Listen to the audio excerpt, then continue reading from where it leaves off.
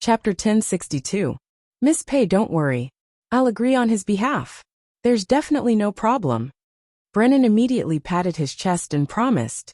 Luo Xie wanted to speak, but Brennan quickly covered his mouth. Since we're brothers, I'll help you. What's wrong? Luo Xie's expression turned ugly. After Qin Lang came out, he was immediately arranged to be hospitalized nearby for treatment. Brennan also rushed Luo Xie to do a further examination for Qin Lang. On the other hand, Pei Yunj and Brennan went to a nearby hotel.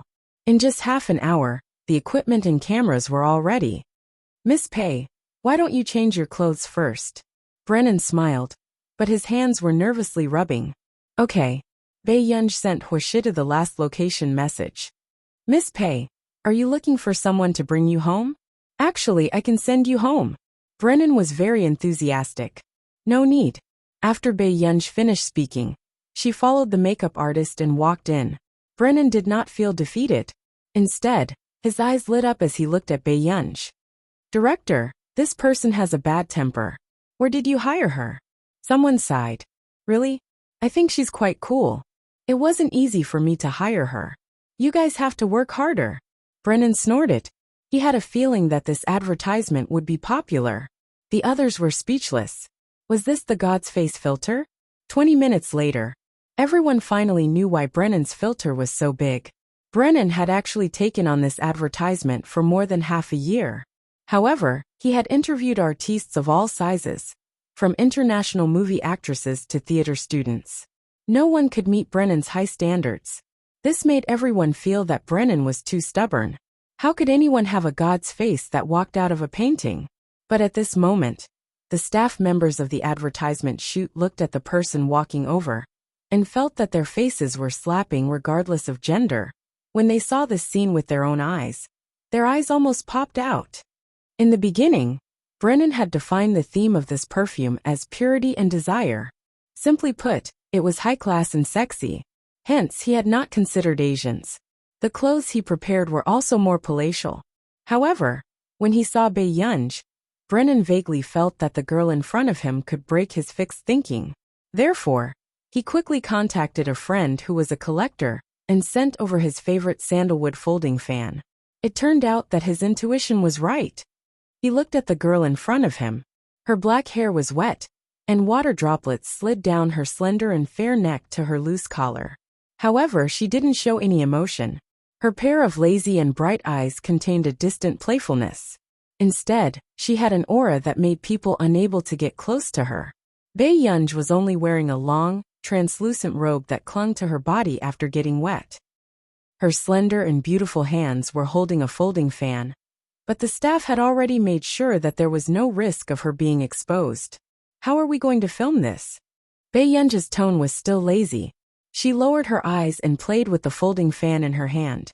As for the female staff member who was in close contact with him, when she saw that the person in front of her had wet eyelashes, she inexplicably felt her face turn hot. This was too much. The current female Gu King was killing people online. Brennan coughed softly. He didn't dare to go near Pei Yunj. Instead, he sat in front of the equipment and explained the details of the shoot through the microphone. It wasn't only Brennan. The others also didn't dare to look at Pei Yunj. Where did this demoness come from? If they took another look, their hearts would uncontrollably race. End of chapter.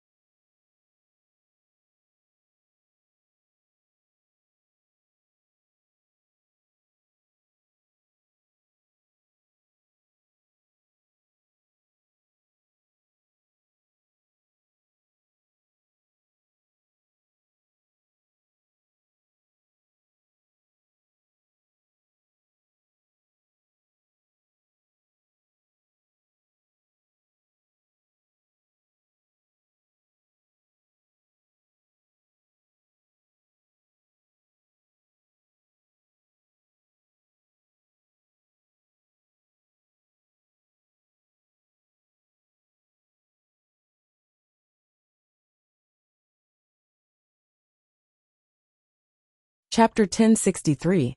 Bae-yunj was very perceptive. After hearing this, she followed Brennan's instructions and stood in the fountain of the goddess statue. Behind her was a magnificent dome hall, and the moonlight was hazy. However, Bae-yunj leaned against the statue of the goddess and raised her eyebrows lazily with a folding fan. The water droplets that sprinkled on the ground were even more eye-catching than the moonlight and the statue of the goddess. At this moment, the people not far away happened to see this scene. The girl leaned against the pool. The surface of the pool was sparkling. The statue of the goddess, the moonlight, and her intertwined into an unforgettable scene. If this was in a movie, it would definitely be a classic. Cut! Brennan was extremely excited. Miss Pei, you're too smart. A newbie who was filming for the first time could actually pass in one take. She was too talented. Miss Pei, it's a pity that you're not in the industry, Brennan said impatiently, as if he had discovered an excellent piece of unpolished jade and couldn't wait to let everyone know. But then, Bae-yunj saw a man not far away. Her eyes curved. Brother. Brennan immediately perked up. Miss Pei's brother. Bae-yunj did not agree. But if Bae-yunj's brother had thought it through, then he was not far from success. Brennan could not wait to turn his head. But when he met the man who was still holding a cigarette in his hand, his smile froze. How could it be Master Du? Bae-yunj had just put on a towel and walked to Huashida's side.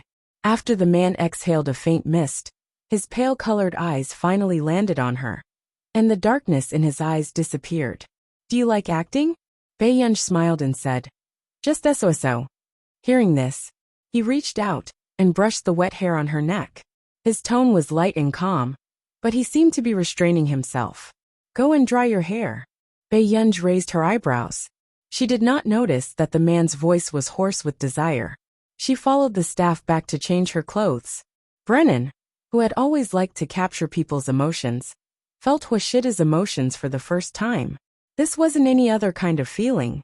It was the most primitive and straightforward desire that a man had for a woman. Master Du you? Brennan stiffened, not knowing how to ask. The man was already looking at him with a faint smile. His well-proportioned hand under the sleeve of his suit slowly extinguished the cigarette butt. Brennan, did you find my subordinate for the actor you're looking for? Brennan was instantly petrified. Master Du, I don't know. Luo Xie didn't tell him that Miss Pei was Master Du's woman. But now, even if they didn't want to, they had already done it. It was also the first time Brennan had been so bold. He braced himself and smiled obsequiously at Huashidu. Master Du, Miss Pei is really talented in acting. Look at the filming just now. Isn't it very lively? The corner of Tsing Su's mouth twitched. Was Brennan crazy? At this point, they were still thinking about letting Miss Pei enter the industry? I don't want anything from this shoot to be leaked. Huashida glanced at him and said slowly, I can arrange a suitable actor for you. Brennan's eyes widened in disbelief. No, Master Du, this is a work of art. How can you? The man's lips curled up non-committally as he asked lightly. Is that so? When Brennan heard this, he thought that he had a chance to fight for it, but he didn't expect the next sentence. Then give me the original and delete the rest. End of chapter. Chapter 1064. Brennan was speechless. When she came out, Bae-yunj saw Brennan's depressed expression and raised her eyebrows subconsciously. Mr. Brennan, if there's no problem, I'll go back first, Bae-yunj said. Brennan forced a smile. Goodbye, Miss Pei. Bae-yunj raised her eyebrows and looked at Huashida thoughtfully. In the car, Bae-yunj sent a message to Brennan before she found out what Huashidu had done. Brother, you don't like me filming advertisements? Bae-yunj curled her lips and asked subconsciously. Actually, Bae-yunj had never liked to appear in public. In her previous life, other than the necessary award ceremonies, she would occasionally appear and never pay attention to anything else. Brennan's image is not suitable for you. The Hua family had always taught the men in the family to respect women. If Bae-yunj really liked filming, Huashidu would respect her opinion. However, when Huashidu was present and saw the other men at the filming venue staring straight at his little girl, he could not help but do so. He even had the urge to teach Brennan a lesson. After living for more than 20 years, Hoshida did not expect himself to have such a strange time. Brother, you don't like it? Beiyunge's eyes were filled with pity. Hoshida glanced at her, and knew that Beiyunge still did not know that her original copy was in his hands. Hoshida's eyes darkened when he thought of the scene by the pool. Even his fingertips moved unnaturally, and the veins on the back of his hand were faintly discernible. Then suddenly, Beiyunge's call broke the atmosphere. Teacher, when did you go to Continent K? After Vic found out about the competition venue, he immediately called his god of fortune to ask about it.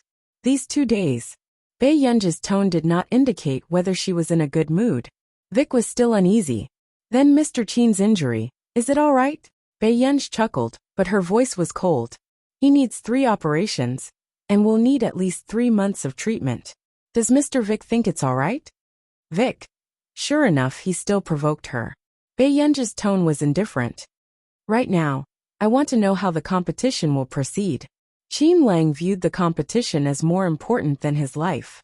Mr. Chen, this was a sudden accident, and it was also caused by our organizers, so I have no opinion on who you change. Vic immediately said. Beiyunge thought of something. Is there a vice captain of RS who didn't come? Isn't Mr. Chen's vice captain hospitalized? He probably can't replace Mr. Chen. Beiyunge. Why is this RS team full of sick people? Suddenly Vic hinted again. Actually, it's fine even if you're not from the original team. Beiyunge thought that it was a good idea. You want me to poach people from other teams? I didn't make you lose your dignity. Vic immediately said. Can't you? Beiyunge. After hanging up the phone, Beiyunge glanced at the man who was reading a book beside her. Seeing that he did not say a word, she thought that Hoshida was still ignoring her because of what she said. Brother. Beiyunge called out. The man did not look up at her. What's wrong? Beiyunge. Beiyunge did not expect that the first thing that could make her so unhappy would be a book. Suddenly, Beiyunge placed one hand on a certain someone's book, and looked at Hoshida with curved eyes. P.S. Chapter 1065. Brother, I think I lost my hair tie. Hoshida glanced at the smiling little girl, as if he was looking at a cat that wanted to play with him. Not long after, the man reached out and took out a new hair tie. Beiyunge often dropped this thing, so Hoshida often prepared 2 or 3 in the car. Sit over here. Hoshida casually placed the book on his lap. When Beiyunge came closer, he noticed that the little girl did not dare to get too close. He sneered and his playful tone was a little muddled. Why? Are you afraid now? Before Beiyunge could speak, the man suddenly seemed to be very close to her. His magnetic and smiling voice sounded in her ear, tickling her ear. Turn around. Her back was facing the man. Before she could react, the man bit the hair tie gently, and his gaze landed on her. Then his slender and well-defined fingers stroked her slightly curly long hair. His actions were surprisingly gentle. Beiyunge paused.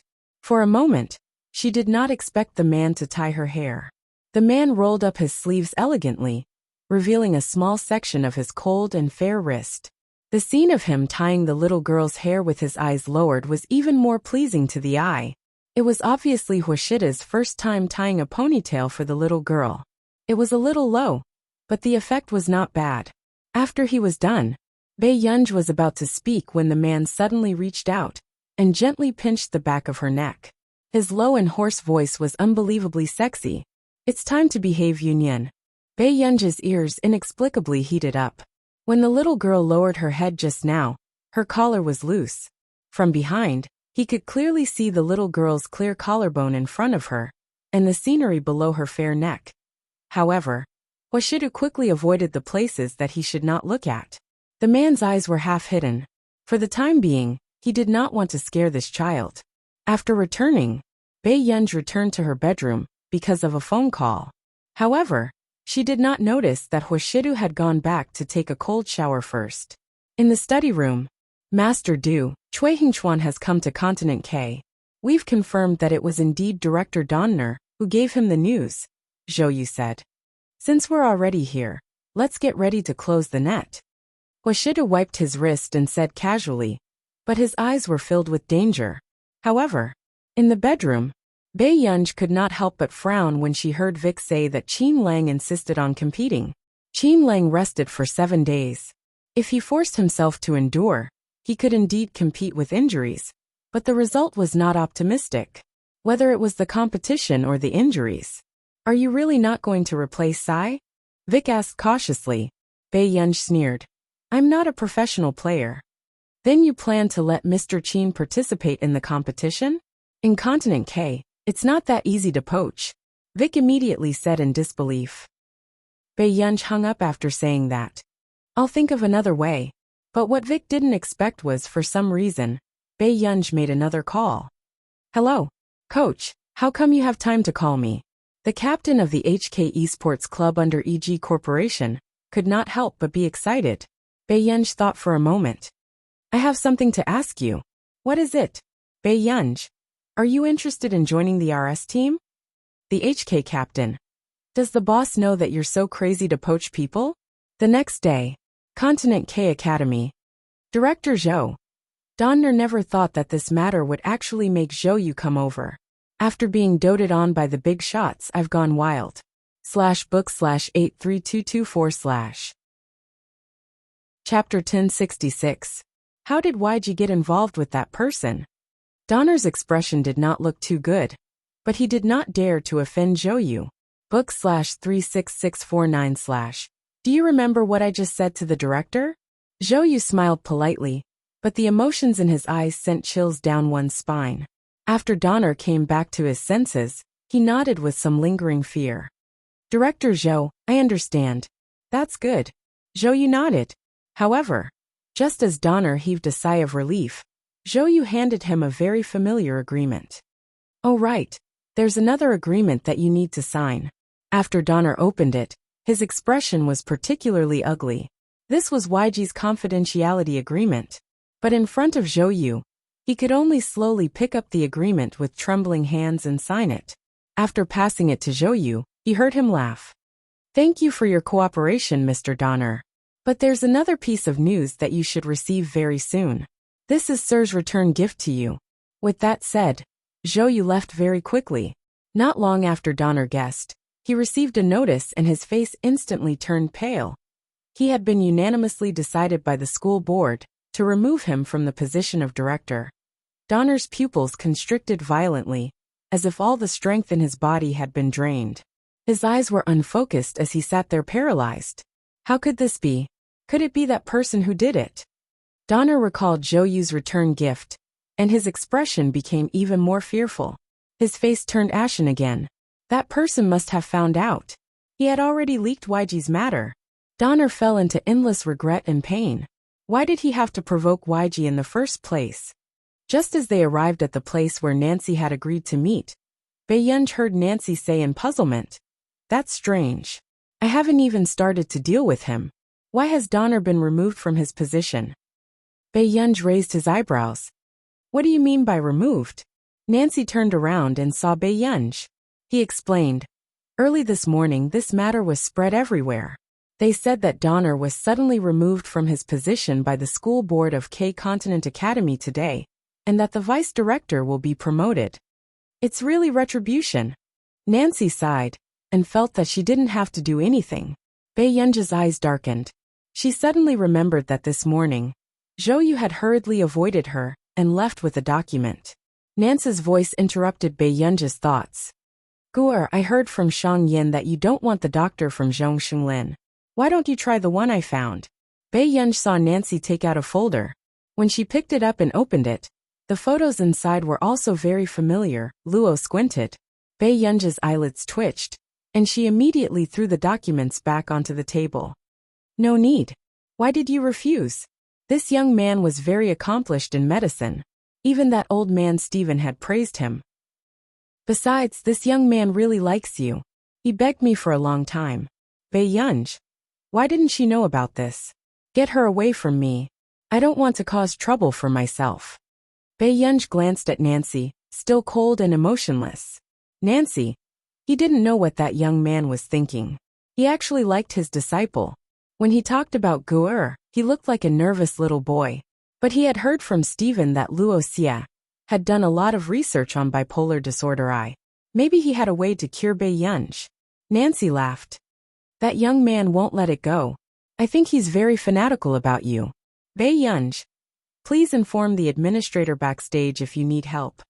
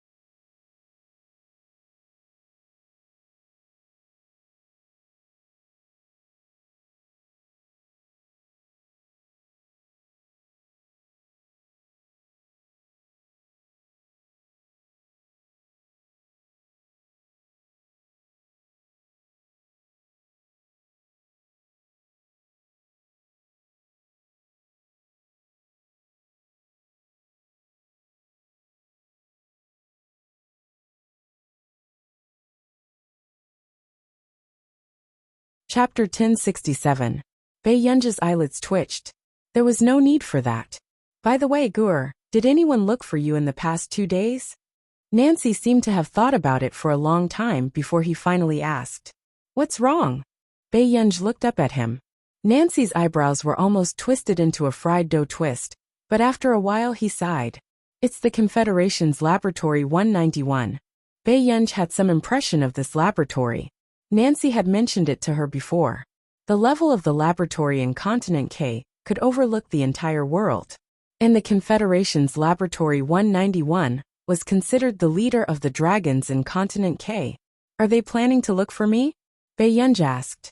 The influence of Confederation 191 in Continent K is not to be underestimated. Logically speaking, as long as you enter Continent K, it's impossible for them not to know. Even if they find you at the airport, the chances of them finding you are very high. Nancy was also puzzled. Bei Yunj said, I took a private plane here. Nancy was speechless. He had really underestimated the power of money. Master, you don't want me to enter Confederation 191? Bei Yunj looked at Nancy. In Bei Yunj's opinion, Nancy had a lot of unknown past. The first time she saw him, Nancy leaned against the roadside in ragged clothes and did not care about trifles. Bei Yunj mistook him for a beggar. But in Country R, the elegant and warm decorations of the Backton Manor did not seem like Nancy's style. Nancy's eyes were cold, and his tone was sarcastic. That dark and ugly place. Everyone's heart is dirty. Bei Yunj looked at him for a while. She just smiled silently. Don't worry, I won't go. Nancy still couldn't help but test her. Really? Actually, Confederation 191 has a lot of experimental data that hasn't been exposed. It's very beneficial for you. As expected, Bei Yunj's hand stopped and she suddenly looked up and asked, Then can I? Nancy's eyelids twitched. He instantly knew what she was going to do. You can't. Bei Yunj raised her eyebrows lazily, a little unhappy. Nancy was afraid that Bei Yunj would do something crazy. So she said, "Don't do anything stupid. I don't want to see you being hunted down by the Confederate 191 in a few days." Bae-yunj raised her eyebrows. "However, I remember that they have a training camp that is open to everyone. As long as you enter the final round of the training competition, you will have the opportunity to enter their library." Nancy's eyes suddenly turned sneaky. The data of the Confederation 191 from a few years ago can all be accessed through the administrator's mainframe. When the time comes, you can make as much as you want. "What about the past few years?" Bae-yunj asked. "In the past few years, they've been researching something. If not for a few years ago, there was still Gurujo, sure." Nancy paused and quickly said, "In the past few years, Confederation 191 has been going downhill. There's nothing to see, but Confederation 191 has a very deep foundation. I'll teach you how to get their documents." Nancy had been analyzing the internal situation of Confederation 191 with her the entire morning. Bae-yunj also more or less knew about the relationship between Nancy and Confederation 191.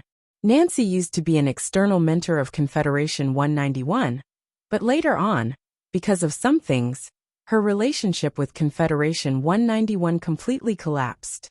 At noon, Nancy had just taken Bae-yunj to eat when she suddenly received another call. "Whose is it? Your brother's?" Nancy said faintly. "No," Bae-yunj said. "Chin, something happened to my third brother." Chapter 1068. Bae-yunj laughed, but her eyes were unreadable. She cut the foie gras slowly. "I'll fight for him. It's useless even if I win."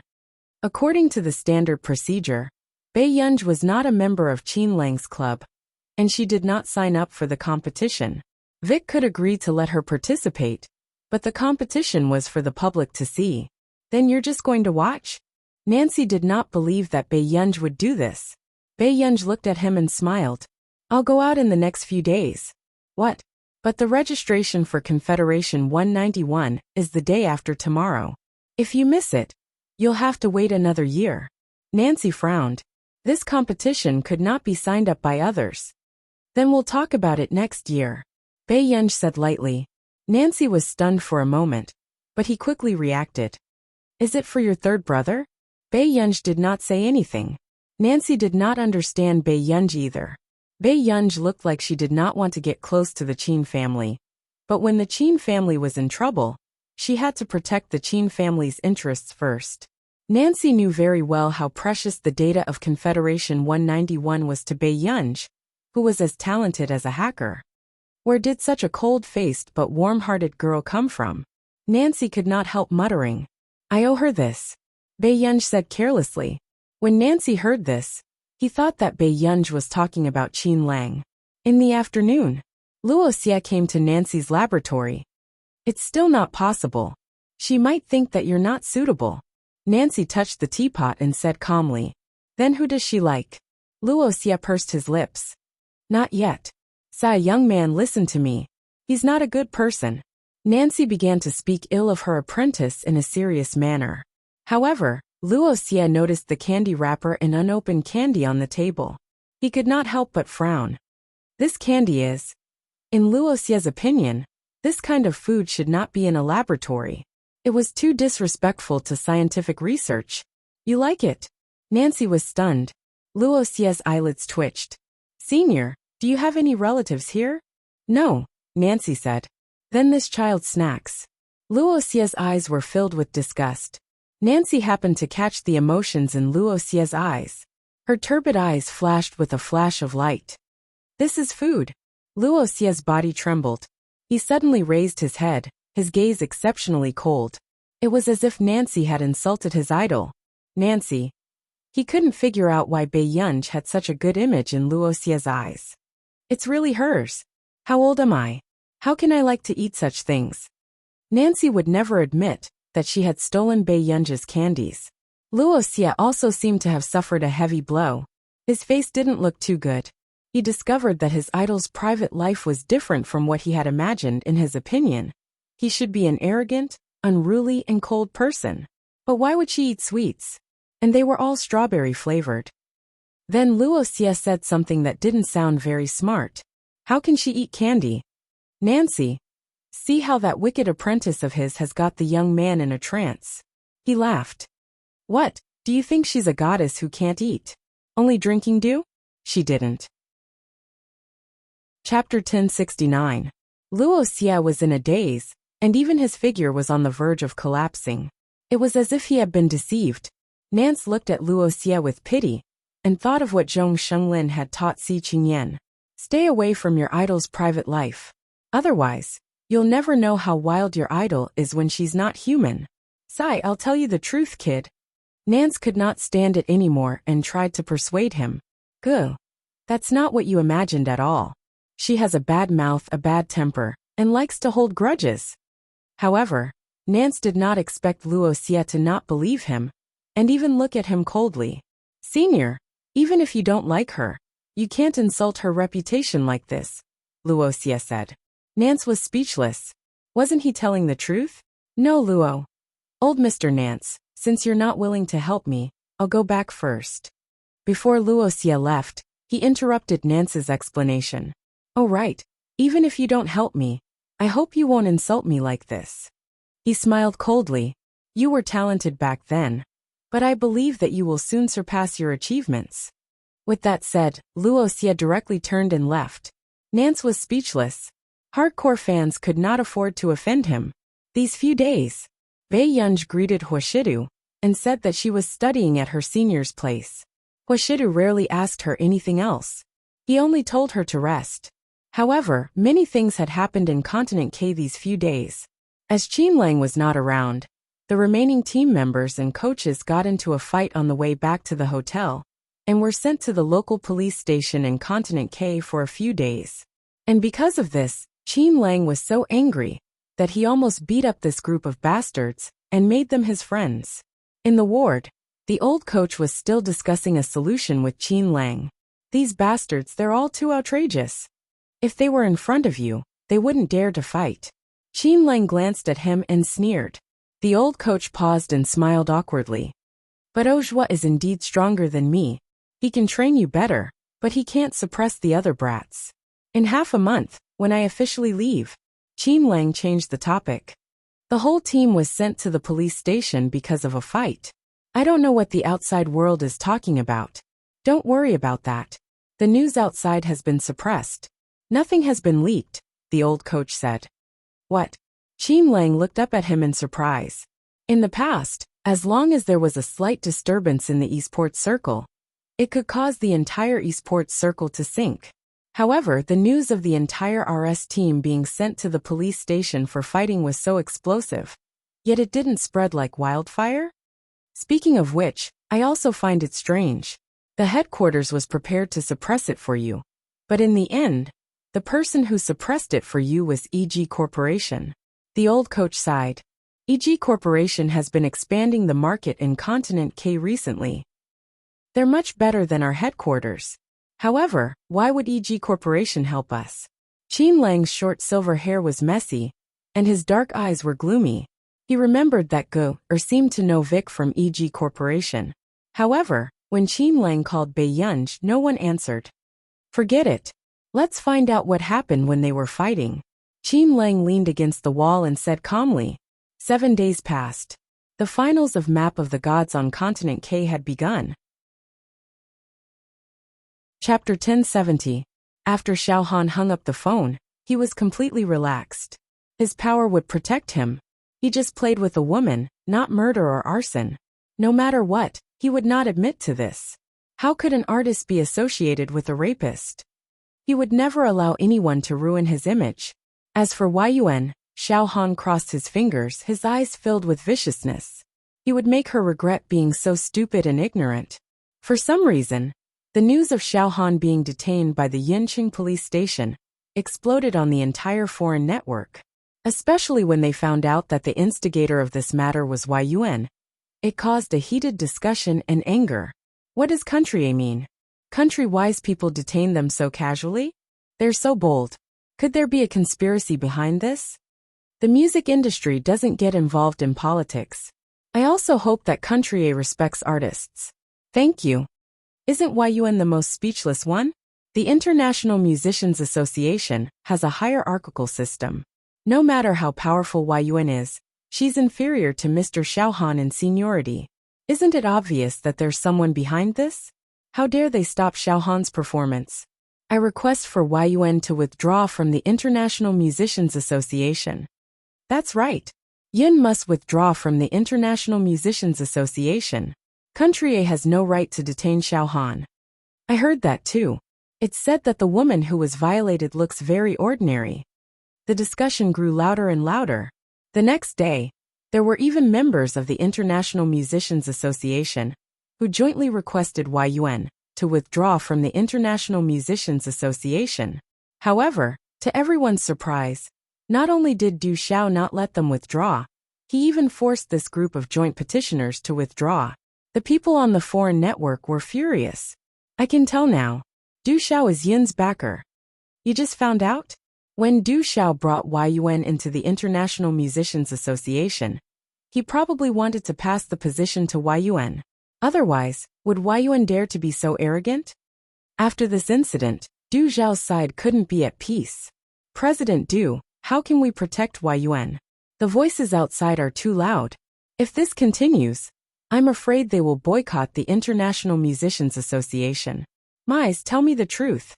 Did Xiaohan do that kind of thing? Du Xiao asked expressionlessly. Mais wanted to say something but hesitated. Du Xiao. You know, I don't want the International Musicians Association to be handed over to a group of people who have no bottom line. I don't know the details, but the forces behind Xiaohan have been building relationships with the people above Neely recently. I'm afraid it's most likely. Du Xiao rubbed the space between his eyebrows. In the end, he sighed and said indifferently, Then no matter what I say, I won't let him stay. President Du. If he stays, it will be troublesome for Yun. After Du Xiao finished speaking, someone suddenly barged in. Elder Du. Oh no, someone hacked Yun's external account. What? Du Xiao's expression changed. Bei Yunji's external account had always been managed by the International Musicians Association. Other than the occasional works, there was nothing else. That person used Yun's account to send a private message to the International Musicians Association. He said that if we don't hand Yun over, he will attack the International Musicians Association's official website. Let all the programs in the International Musicians Association collapse. The boy who spoke showed the private message to Du Xiao, but the next moment, he saw that person using Yun's account to shout. They said that they would attack the International Musicians Association's official website at 10 o'clock today. Extremely arrogant and conceited. Ridiculous. Du Xiao slammed the table angrily and stood up. However, just as Du Xiao made up his mind to contact his friends in this field to deal with this matter, they all avoided him. Obviously, they also thought that Yun was reaping what she sowed. End of this chapter. Chapter 1071. This should be the most tragic loss in the history of the RS team. How can we continue watching this? What's wrong with the RS team? They changed 2 members of the second team. That's right. Where did Almighty Qin go? We want Almighty Qin. We want Almighty Qin. The fans of the RS team were furious and dissatisfied, but they did not know that Qin Lang was injured and hospitalized. At this moment, Xiao Zhi's eyes were filled with mockery and he was overjoyed. He had finally trampled the RS team under his feet. It's too boring to win like this. One more round, and we'll win completely. Xiao Zhi's team started to clamor. The team members on the other side were without a leader, and started to panic. After all, they had tried to change the main team members in the past, but they did not expect that there would be no main team members. During the intermission, the audience who came because of the fame were attacking the remaining members of the RS team, putting a lot of pressure on the players who went on stage. They were also trying to force Qin Lang out. The coach went on stage and said something like encouragement. Play well. Almighty Qin is waiting for you to win. However, this made the team members even more nervous, and they could not think calmly until they were about to go on stage again. The team members could no longer bear the pressure. Coach, but we. No one caught the emotions that flashed past the coach's eyes. He suddenly handed a bottle of water to the team members and comforted them. Daichung, drink it and it will improve your concentration. Daichung froze. Looking at the coach's eyes, he quickly understood what it was. Forbidden drugs. 2 years ago, the Maps of the Gods competition clearly stipulated that stimulants and other drugs could not be used to improve the player's concentration. However, occasionally, there would still be players who were found to have used forbidden drugs. Qin Lang had clearly told all of them that those who dared to use forbidden drugs would have to get out of the RS team. No, Brother Lang won't give in. Daichung immediately refused. He did not want to ruin his career future, nor did he want the RS team to be ashamed of him. The coach suddenly said sternly, "The headquarters have long been concerned about Qin Lang's hand injury. If we don't win this competition, Almighty Qin might be replaced. Do you want Almighty Qin to leave because of you?" Daichung froze. He also remembered that during the recent meeting, the headquarters wanted to arrange for other people to come in. Instantly, Daichung became agitated. "But Almighty Qin led us to win so many competitions. The headquarters. That's why you have to win." The coach's words crushed Daichung's mentality step by step. Daichung was groomed by Qin Lang and was the most talented player. However, he was also the one in RS who panicked the most because of Qin Lang. "Daichung, only you can save Almighty Qin, do you understand? Don't worry, I won't let anyone find out." The coach guided him step by step. At this moment, Daichung's heart was already in turmoil. However, just as Daichung was about to announce the results, there was a sudden exclamation from the audience. Everyone turned their heads subconsciously, but they did not expect to see Qin Lang walking out from the backstage. As for the audience, they were also stunned when they saw the bandage on Qin Lang's hand. What was going on? Almighty Qin was injured? There was no emotion in Qin Lang's clear black eyes. He lowered his head slightly and stroked his signature short silver hair. There was no emotion on his elegant and exquisite face. However, even though Qin Lang was wearing his battle uniform and was only standing among the audience, he still caused an uproar in the field. This caused Xiaoji's gaze to turn gloomy, and the corners of his mouth curled into a sneer. End of chapter. Chapter 1072. On Neely's side, the young man had already regained his senses and wanted to contact his organization, but both the forum and group had disappeared. It was as if they had never existed. The young man's expression changed, and he immediately looked at the local hacker forum and realized that everyone was discussing this matter. Did Guns offend someone recently? They're having a good time. When my friend returned home, he realized that his organization was gone. Guns is involved in politics and only looks at the price when accepting orders. This will be over sooner or later. Ha ha ha ha ha. I'm glad to see this.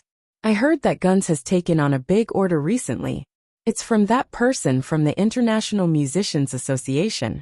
In the end, they received the deposit and their nest is gone. The young man's expression changed. Seeing that it was exactly 10 o'clock, he turned on his phone in a panic, wanting to log into Yun's account. But at this moment, the account could no longer be logged in. The young man regained his senses, and his face gradually turned pale. He logged into his personal account again. He realized that there were indeed many people urging him to attack the International Musicians Association's official website. There was no movement from Yun's account either. After reading it, the young man felt a chill run down his spine. This person who could overturn their entire organization in such a short period of time could be said to be terrifyingly strong. 10:30. After Bei Yunj finished writing the report, she could not fall asleep because it was too early. She was bored. After getting out of bed, she poured a glass of cold water and turned on her computer. After logging into the Neely hacker's personal account, she saw a group chat that was crazily sending messages. It was Yun's haters. They were all questioning the group leader, why there was no reaction from the International Musicians Association at 10 o'clock. Bei Yunj raised her eyebrows lazily. As if she had thought of something, the corners of her lips suddenly curved. She clicked on the group message leisurely and slowly changed the name of the group. Yun's Good Girls. Ever since Bei Yunj accidentally saw the non-mainstream nicknames of Momo's classmates, She had an endless love for such non-mainstream names. Song Yao was the first victim, but she was definitely not the last. At this moment, when the group members saw the name, their bodies trembled, and goosebumps appeared all over their bodies. What's going on? Hey, is this group leader F** King playing a spy? Everyone in the group was so shocked that their hair stood on end. Was there something wrong with this group owner? Did he have that serious illness? Yun's obedient girl? Was this the nickname of a primary school fan club? Bei Yunj was still typing lazily. God, Yun is the best. The group members were stunned.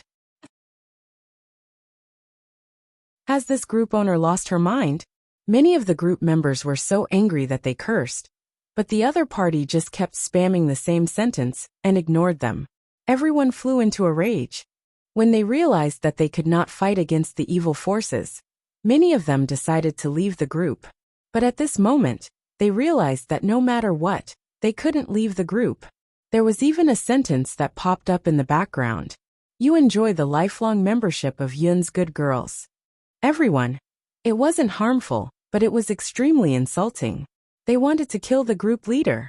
While everyone was fuming with anger, Bei Yunj was still slowly writing a program. He didn't wait for the group members to react. Suddenly, they saw someone taking the lead to swipe. God, Yun is the best. God, Yun is the best. All of them kept swiping this message as if they were possessed. When they regained their senses, they realized that they were also swiping uncontrollably. Chapter 1073. And the ones who were most agitated were the anti-fans who had just joined the Boycott Yun group chat.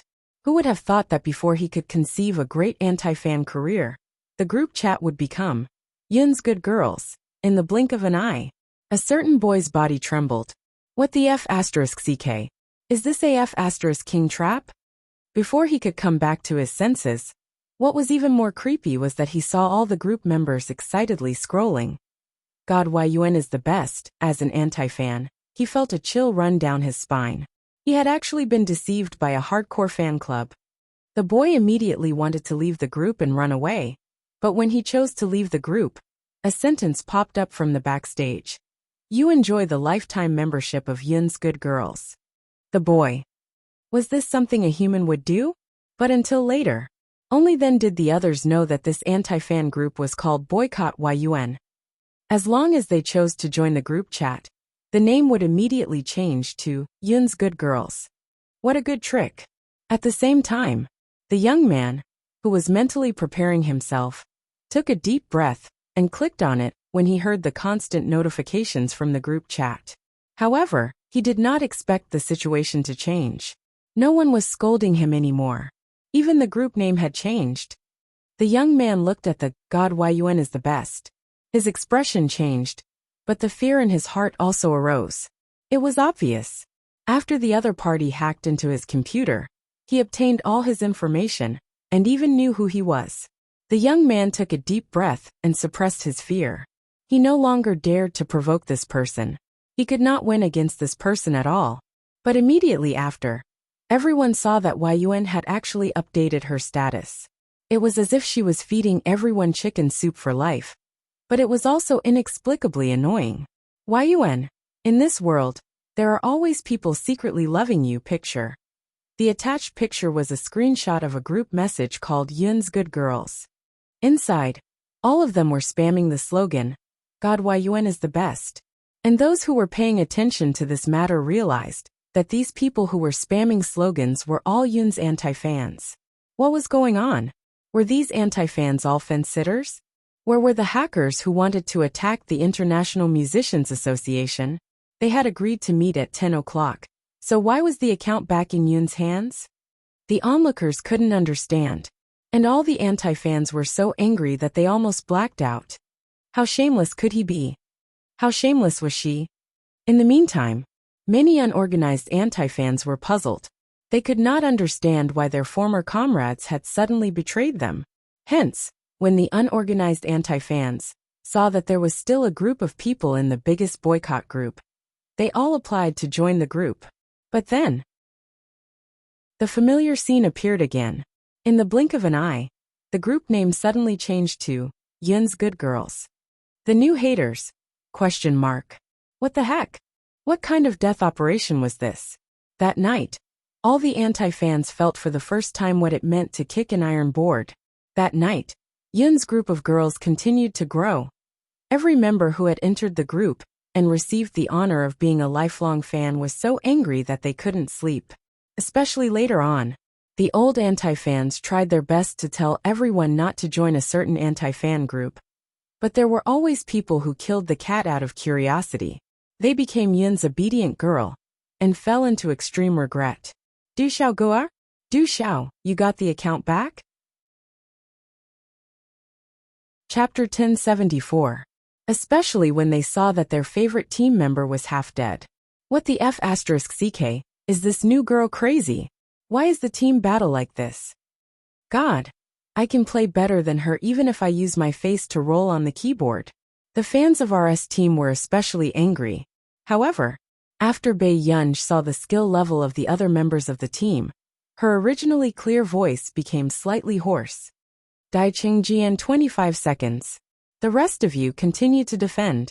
Hearing this, Dai Cheng and Jian froze when they heard this familiar sentence. Others might not know what it meant to announce the time. But in RS team, this was a common sentence for Dai Cheng, Jian and Qin Lang. This person had probably watched a lot of videos of their games.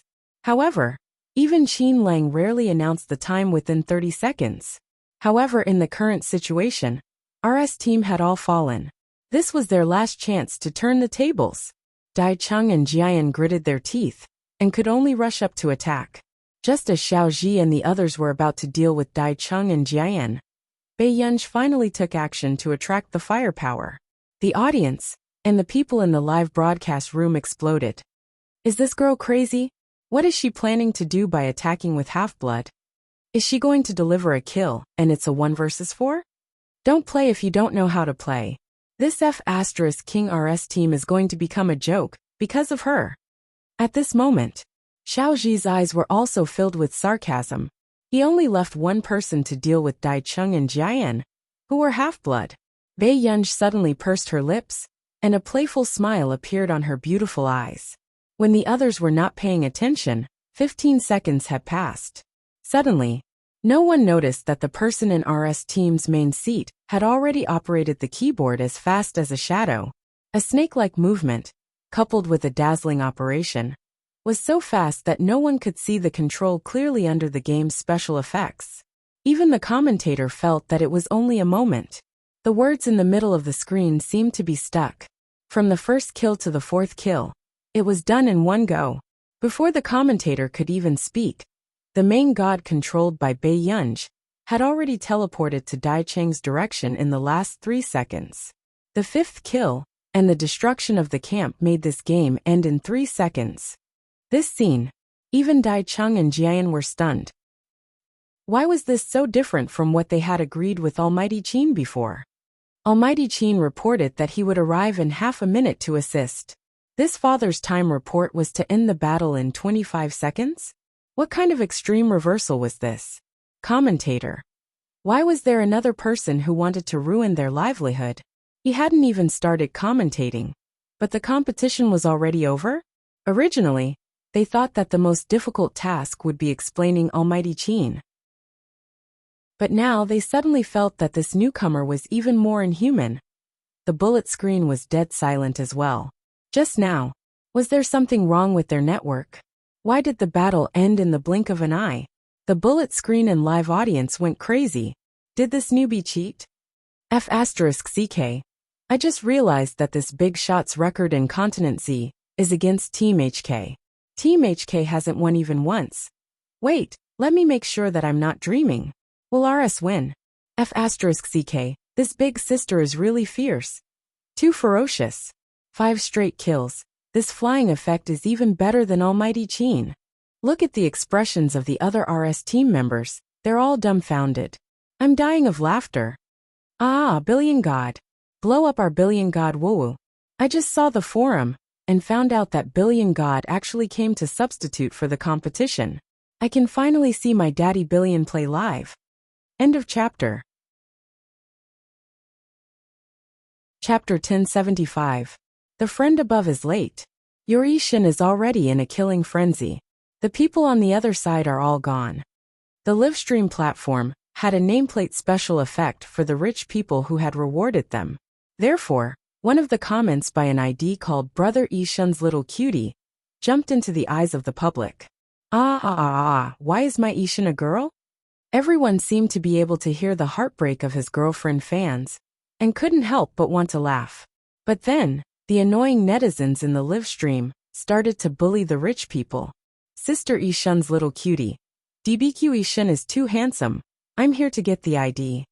Sister Ishan's little cutie, me too. Doghead. Sister Ishan's little cutie. Sob sob sob. Who isn't a Ishan's little cutie? This competition directly sent Earn 100 million first to the hot search in China and abroad. It also made the scalps of the other teams that wanted to crush RS Team today tingle. The previous round took at most 15 minutes. Xiaoji's team used more than 10 minutes to beat RS Team to a pulp. But RS Team relied on Ishan alone to turn the tide in 25 seconds and destroy the team. Even the opponent's resurrection time had not started. Almighty Qin left, and Ishan came. Xiaoji's face darkened, and he almost threw his keyboard.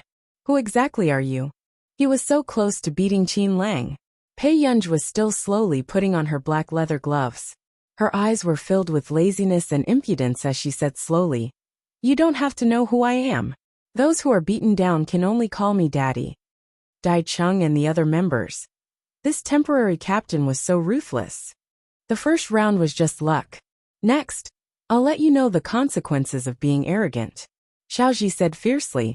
But in the last 2 rounds, after RS Team calmed down, they were already familiar with Bei Yunj's command. As long as Bei Yunj went to destroy the camp, the entire competition was very thorough. 2. Crushing him. This was even worse than when Qin Lang was the main force. The second half of the competition between Xiaoji's team and RS Team ended in less than half an hour. And the applause of RS Team's victory was like bad news. Shaking the other teams, Xiaoji's team was over. They were next. The live stream and the audience were very lively. Ha ha ha ha ha. Ishan is killing like crazy. This RS fan is so happy. Who wouldn't say that Daddy E is awesome? Almighty Qin's fans are also thrilled.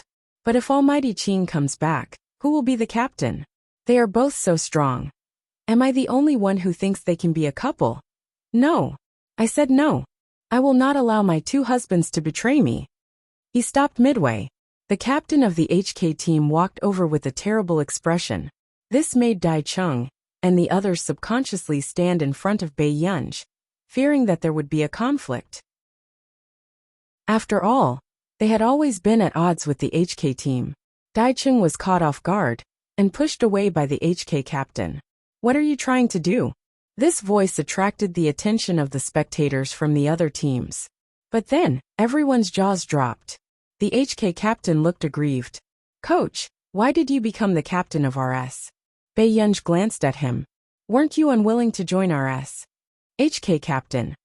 Did she mean that he was unwilling to join RS, so she was the only one who could replace him? As for the others, when they saw this scene, their jaws almost fell to the ground. They had always heard that the HK team had improved tremendously recently because of a big boss coach. So this coach was Ishan. P.S. Good night. End of chapter. Chapter 1076. Student, put down your weapon. Let's talk nicely. The people around were shocked. They did not expect Bei Yunj to act so quickly. Even the staff could not react in time. Xiaohan also felt that death had enveloped his life. For the first time, he felt like his life was hanging by a thread, and his eyes were filled with fear. You, Chief Chen was furious. Who are you? Do you know what you're doing? Put it down. Bei Yunj licked her red lips and suddenly smirked.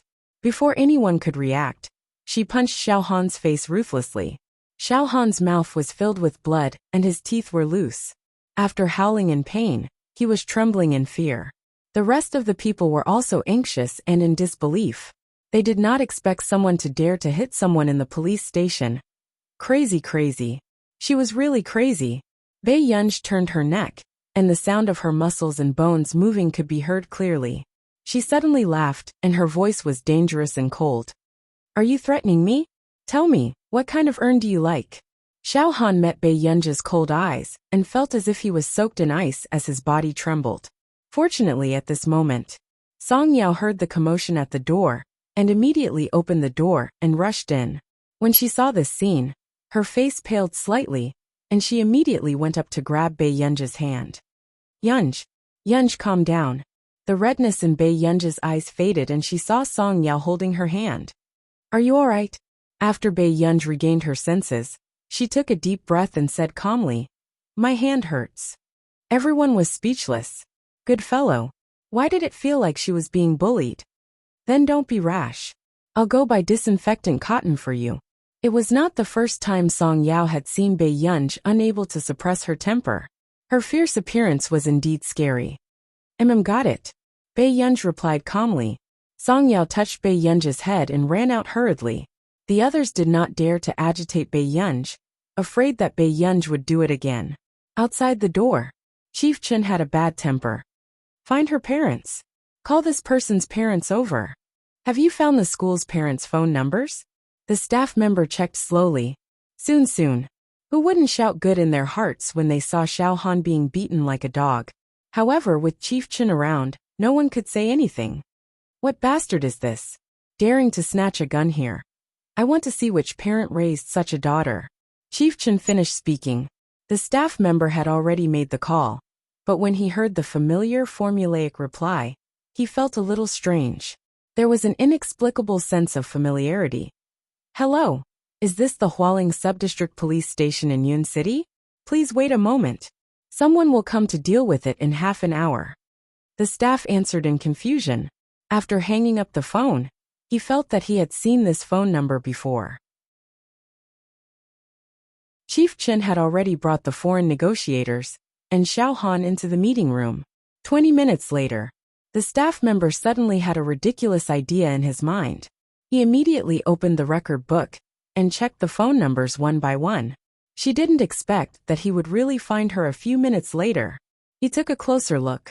In the office of the Southern District of Country A, he stood up suddenly and was about to go in to report when he saw a white-haired elder walk in energetically. He smiled politely and asked, Little comrade, I'm here to look for someone. May I know where the meeting room is? Chapter 1077. The staff looked at the person in front of him and almost blacked out. His lips were trembling. Chew. What's wrong with her? Why isn't this girl picking up her phone? Elder Chu turned on his flip phone seriously and kept calling Bei Yunj. He did not expect the other party to suddenly pick up. Before Elder Chu could speak, he heard Chief Chen's unfriendly tone. Bei Yunj's parent? Don't tell me you're not coming? If you're not coming, I'll deal with this child directly. Hearing Chief Chen speak to Elder Chu like this, the staff beside him panicked and did not dare to look at Elder Chu's expression. Knowing that Bei Yunj might have gotten into trouble, Elder Chu's temper was still relatively good. I'm coming. Chief Chen sneered. He did not realize that this voice was exceptionally familiar and hung up the phone. Elder Chu was speechless. Were all the small cadres nowadays so bad-tempered? Elder Chu, I'll handle this matter. The staff carefully looked at the person beside Elder Chu, and his heart skipped a beat. Even the person beside Elder Chu was 2 levels higher than Chief Chen. Elder Chu snorted and walked up without explaining. Actually, Elder Chu was unhappy. The news of Bei Yunj becoming the top scholar in the college entrance examination had spread throughout the district. Even Elder Lung had an invitation to the banquet, but he did not. This girl was too heartless. She did not even think about who took care of her, like his biological granddaughter, when she was training in the district. At this thought, Elder Chu walked up angrily. The staff could not come back to his senses for a long time. Why was it Elder Chu? What are you thinking about? Has Yin's parent gone up? Uncle Lu came over and asked. He also sighed. This child is actually quite good. She likes to help others. It's just that her temper is a little bad. Coming. The staff nodded, feeling a little numb. All right, I'll go up and take a look. After Uncle Lu finished speaking, the staff suddenly called out to him. Uncle Lu. What's wrong? Uncle Lu was puzzled. Please change your clothes. The staff sized him up and said seriously, It's best if you shave your beard and straighten your back. You'll look more energetic. Uncle Lou was speechless. What was wrong with him? It was not like he was meeting some big boss. What was he doing? Upstairs. They didn't expect that after the incident, the chief chin of the crematorium still had a cold expression on his face. Bei Yunj didn't know what to think. She glanced at the phone in Chief Chen's hand, and then at Xiao Han, who had just finished bandaging his wound. Xiao Han met Bei Yunj twice and was beaten up twice. Each meal was more vicious than the last. Why aren't your parents here yet? Chief Chen asked coldly. Bei Yunj was also impatient. How would I know which side you called? The school's reserved phone number had been changed over and over again by those people who couldn't be provoked. If she asked a few more questions, they would think that she was annoying them. Chief Chen's expression changed. Ridiculous. Don't you know who your own parents are? He sneered. Today, no matter who your parents are, what you've done is enough for you to bear legal responsibility. At that time, even if you are sent to the international border prison, you asked for it. Who do you think you are? Do you think you can be the hero for everything? Bei Yunj's eyes twitched. Before she could say anything, a voice came from the door. Why do you have to go to prison if you want to be a hero? Chief Chen knew that Bei Yunj's parents had arrived. He turned around and sneered. No wonder you dared to commit murder in the bureau at such a young age. I think it's because the upper beam is not upright, Elder Chu.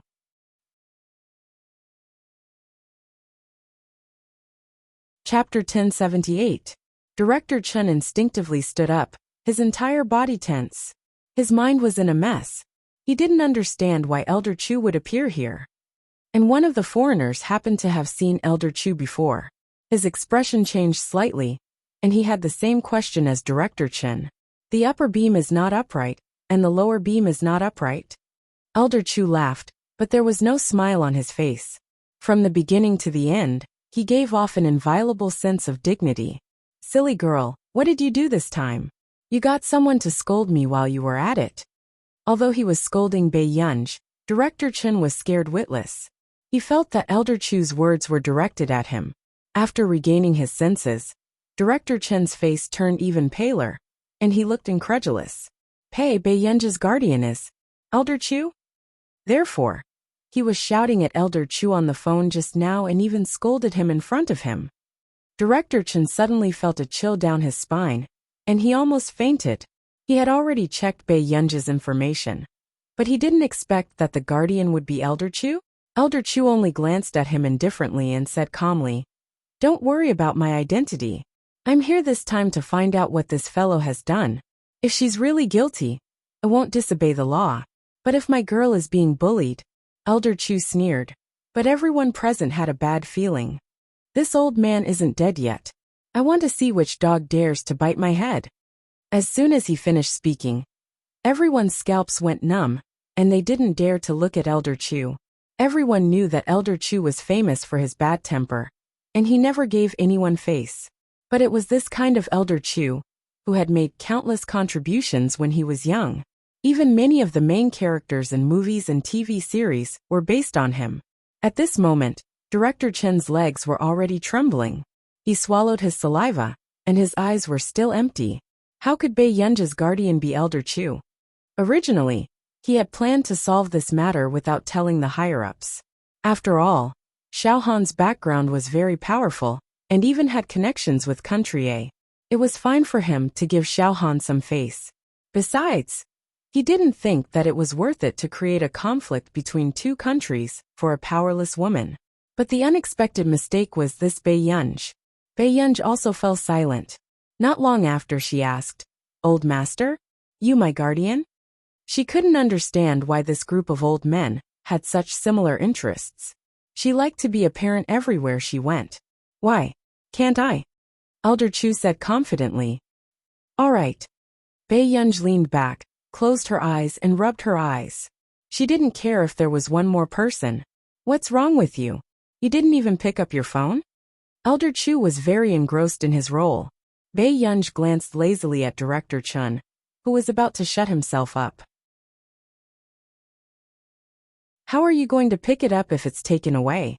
Director Chen, who was holding Bei Yunji's phone, was speechless. Under Elder Chu's gaze, Director Chen slowly placed the phone in front of Bei Yunji. Who can tell me what's going on? Elder Chu asked coldly. Director Chen's body stiffened at this moment. He didn't dare to push the blame to Bei Yunji. He was afraid that Elder Chu would get angry and throw him out. Xiao Han was not afraid at all. It was Bei Yunji who hit me time and time again. She even pointed a gun at me. Elder Chu looked at Bei Yunji. Did he do that? Bei Yunji said slowly, yes. Chapter 1079. Lai Yinqing laughed sarcastically from behind. She wanted to see with her own eyes how Bei Yunji was asking for trouble. Suddenly, the man beside her walked towards Bei Yunji. This made the sarcasm in Lai Yinqing's eyes grow stronger. But in the next moment, the man looked at the little girl in front of him casually for a while. Suddenly, he chuckled softly, and naturally went along with her intentions. Then I'll try it first. The man's tone was neither fast nor slow. Before Bei Yunji could regain her senses, his slender figure had already bent down, and his ambiguous breath was on her cheek. The itchy and hot invasion made her even more unbearable. Bei Yunji's body froze. She felt that in this position, the man's thin lips would be able to touch hers if they were just a little closer. At this moment, the man's gaze was unfathomable, as if there was some kind of desire surging in his eyes. He stared straight at her, making her ears burn. She did not expect this D***M man to use his gaze to seduce her in front of others. Before Bei Yunji could move, the man's low and hoarse laughter drifted into her ears. It was so seductive. It's quite sweet. As soon as she finished speaking, the man's lips suddenly curled up. His slender and well-defined fingers slowly stuffed the black wallet into the little girl's pocket. Huashida's low laughter was not very serious, but it was also so intimate that it made one's head heat up. Little rich woman, feed me. Bei Yunji instinctively raised her hand, but when she reacted, the man reached out and grabbed her slender wrist. He gently bit the strawberry-flavored soft candy that she had just opened. Bei Yunji felt the wetness and heat on her fingertips. Her long and curly eyelashes fluttered violently. The moment she looked up, she saw the man licking his thin red lips. It was so tempting. When Lai Yinqing saw this scene, her face turned green and red. Her face was filled with disbelief. She had also seen the man's intimate and ambiguous behavior towards Bei Yunji just now. How did Huashida know Bei Yunji? And they were so close. At this moment, only Luo Xie glanced at the candy wrapper in Bei Yunji's hand and suddenly froze. Wasn't this the candy wrapper he saw in Nancy's lab? Luo Xie suddenly raised his eyes. His mind had a very frightening guess. He looked at Bei Yunji. You. Bei Yunji looked at the man. After resisting the urge to kiss him for a while, she heard Luo speak to her. What is it? Luo Xie immediately asked. Where did you get this candy? Bei Yunji. A dark look flashed across her eyes, and she said slowly, I got it from Nancy. Luo Xie unconsciously let out a sigh of relief, but he still asked, really? Bei Yunji was also very patient. Yes. That's good. Luo Xie immediately relaxed. After looking at Bei Yunji, he also felt that he was thinking too much. Bei Yunji was not even 20 years old. She was probably a few years older than him. How could they be the same person? Suddenly, Bei Yunji saw from the corner of her eye that the back of Huashida's knuckles were slightly red. Brother, what happened to your hand? Does it hurt? Bei Yunji held it up and looked at it carefully. Huashida looked down at the little girl in front of him, who was nervous about him. His hand was also being rubbed by her warm and soft hand. The corners of his lips curled up. Yes, it does hurt quite a bit. Zhou Yu, who knew the truth, Cui Hengchuan, who had just fainted and was dragged to the hospital, was in even more pain. Bei Yunji looked up and saw the man pursing his lips and smiling. His peach blossom eyes seemed to float up, and the corners of his eyes were slightly raised. The way he stared at her was too voodoo. End of chapter. Chapter 1080. Bei Yunji immediately let go of his hand and turned her face away unnaturally. However, Huashidu caught a glimpse of the little girl's red ears as she slowly chewed on the melted soft candy. How did Mr. Hui get to know Miss Pei? Lai Yunqing asked with a stiff smile. But a moment later, Lai Yunqing's expression changed slightly, as she realized that the man did not like others probing about him at all. She immediately forced a smile. I didn't expect Miss Pei's identity to be so extraordinary. To Lai Yunqing, what was even more extraordinary was Bei Yunji's methods. She could actually get close to Huashidu similarly. Lai Yunqing could not hide her jealousy and hatred as she looked at Bei Yunj. Because of Bei Yunj, her younger brother, Lai Yunheng, was not only expelled from K-Continent Academy, but also had to take a leave of absence for 3 months to recuperate. However, Bei Yunji's relationship with Huashidu was not ordinary. She could not risk the Lai family and offend Huashidu. All of a sudden, Huashidu reached out and rubbed the space between the little girl's eyebrows intimately with his fingers. The warmth that remained on her skin was ambiguous as he said faintly, Yun, you'll be returning to school in a few months. Do you want to find a tutor here? Hearing this, a strange glint flashed across Lai Yunqing's eyes and her smile deepened. Mr. Hua, actually, there's a training camp in Laboratory 191 recently. Luo Xie frowned and looked at Lai Yunqing. The training camp in Laboratory 191 was not suitable for a pampered young lady like Bei Yunj, who had never seen much of the world. Those who dared to sign up for that training camp had always been scientific elites from all over the world. Moreover, it was said that there were many talented contestants among the people who signed up this year. Even if Lai Yunqing was there, she might not be able to get the first prize. Luo Xie could not help but speak up. Yunqing, in a place like the Confederate Alliance's 191 training camp, her identity. A certain someone suddenly let out a lazy ah. She seemed to be quite worried. Training camp? But brother wants to open the back door and send me there. What if I get first place? That won't be good, right? Luo Xie. This kind of confidence that was bursting to the brim was rarely seen. As expected, Lai Yunqing's smile froze, and there was sarcasm in her eyes. If Miss Pei is worried about this, I can actually invite you. Luo Xie immediately interrupted. Professor Lai, Confederate 191 has already stopped registering you. It's not a big deal to stop the registration. I just need to tell Wang Huiying to add another slot. Lai Yunqing's eyes were filled with a cold sneer. Wang Huiying was famous for humiliating trash to show off her sense of superiority. At that time, Bei Yunj would definitely be fooled by Wang Huiying. However, Lai Yunqing didn't notice the smile on Bei Yunj's face and the way she looked at her. This was the first time she felt that Lai Yunqing was a normal person. Although Lai Yunqing didn't seem to have anything good in her head, Huashidu looked at the little girl's itchy expression and subconsciously pursed his lips. His upturned peach blossom eyes were filled with a smile. Su's gaze was so foul that it made one's heart beat wildly. Zhou Yu's eyelids twitched when he saw Master Du looking at Miss Pei with a doting gaze. Master Du was openly using the Lai family as a springboard for Miss Pei. Bei Yunj suddenly said, Professor Lai, I'll treat you to a meal.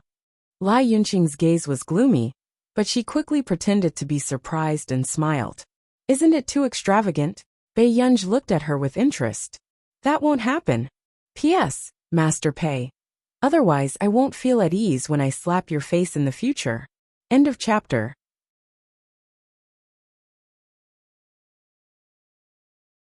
Chapter 1081. After a while, Lai Yunqing watched as Bei Yunj skillfully took out the black wallet that Huashidu had stuffed into her pocket to pay. The smile on her face was also slightly distorted. She really couldn't understand why a man like Huashidu would take a fancy to Bei Yunj. He even indulged her to this extent? Master Du, do you know what kind of hell level the Confederate 191's training camp is? How dare you treat Bei Yunj? Before Luo Xie could finish speaking, Huashidu slowly interrupted him. It's good for her to interact more with others. Luo Xie. Are you sure you won't shatter your little girl's confidence? Luo Xie could tell that Huashidu was extremely indulgent towards Bei Yunj. Master Du, you'll regret it sooner or later if you spoil her like this. After speaking, Luo Xie also walked away. At this moment, there was no one around. Master Du, there are many people with status who are participating in the training camp this year. Miss Pei, Zhou Yu hesitated. However, the man just pulled down his tie unhurriedly. The loose collar made him look light and lazy.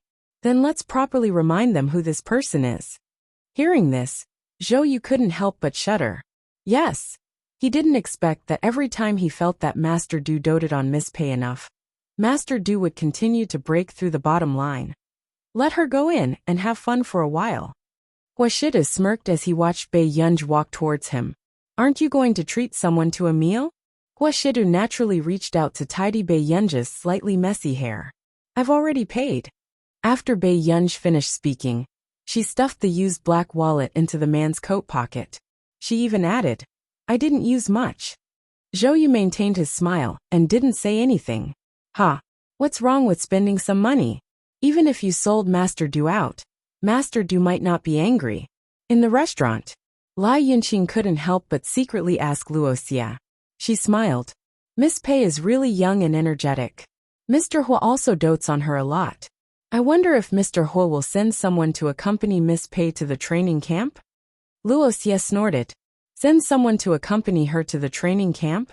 Master Du has already been bewitched to the point that he has lost his rationality. Do you still think that there's someone who can compare to Bei Yunj? Lai Yunqing did not expect to get such an answer. But after hearing Luo Xia's words, she relaxed. Her lips curled into a sarcastic smile. Since that was the case, it was the best solution. Confederation Laboratory No. 191 was located in a remote castle in Continent K. Bei Yunj went in smoothly. Hello, which training camp are you from? Suddenly someone asked. Bei Yunj turned around and saw a young man wearing glasses. Which training camp? There's no biology course this year. The training camp only has chemistry, physics, and computer science. The young man was a little impatient. Bei Yunj's eyes moved, and she thought for a moment. Physics. Hearing this, the young man frowned and glanced at her with an inquisitive gaze. What does your family do? Bei Yunj thought for a moment and said, It makes money. The young man. Bei Yunj rubbed her thumb and said impatiently, Big brother makes money, second brother sings, and third brother likes to play games. The young man. This family lived a very muddle-headed life. The young man nodded. So you're a poor student. Bei Yunj. End of chapter.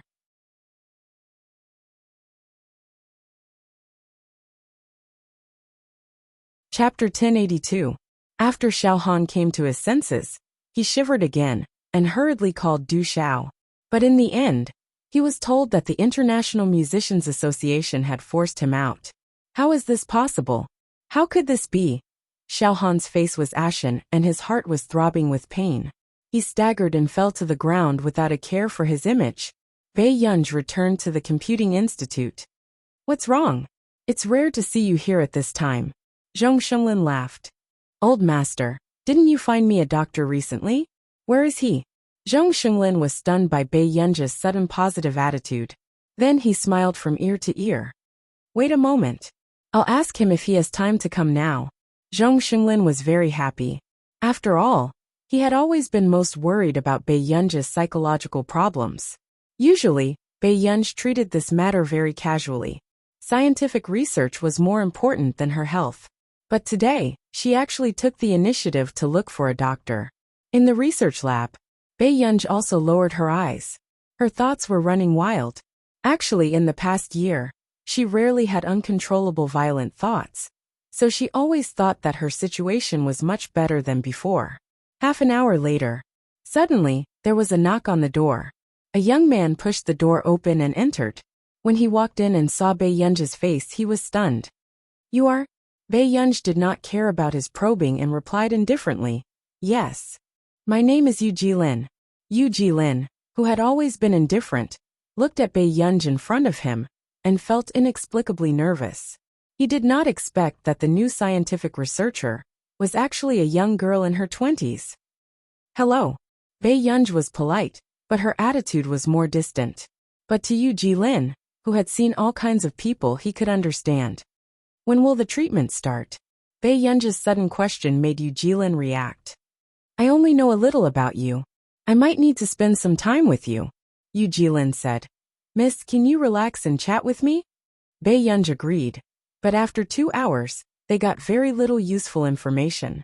After all, Bei Yunj's problems started in her previous life, so she couldn't describe the circumstances of her previous life in detail. In the end, Yu Jilin decided to wait for a few days.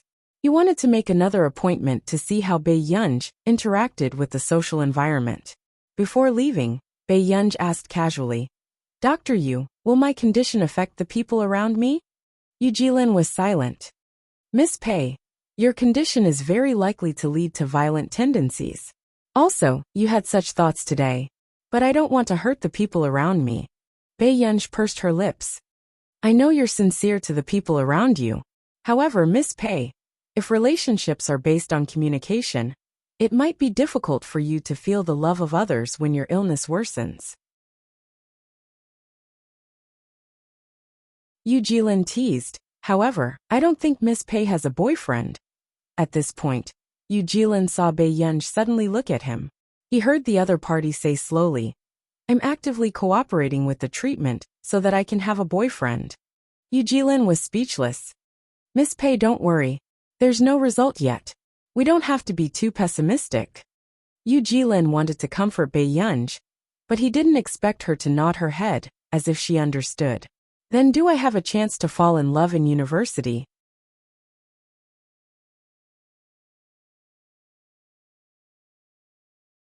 Chapter 1083. Yu Jilin.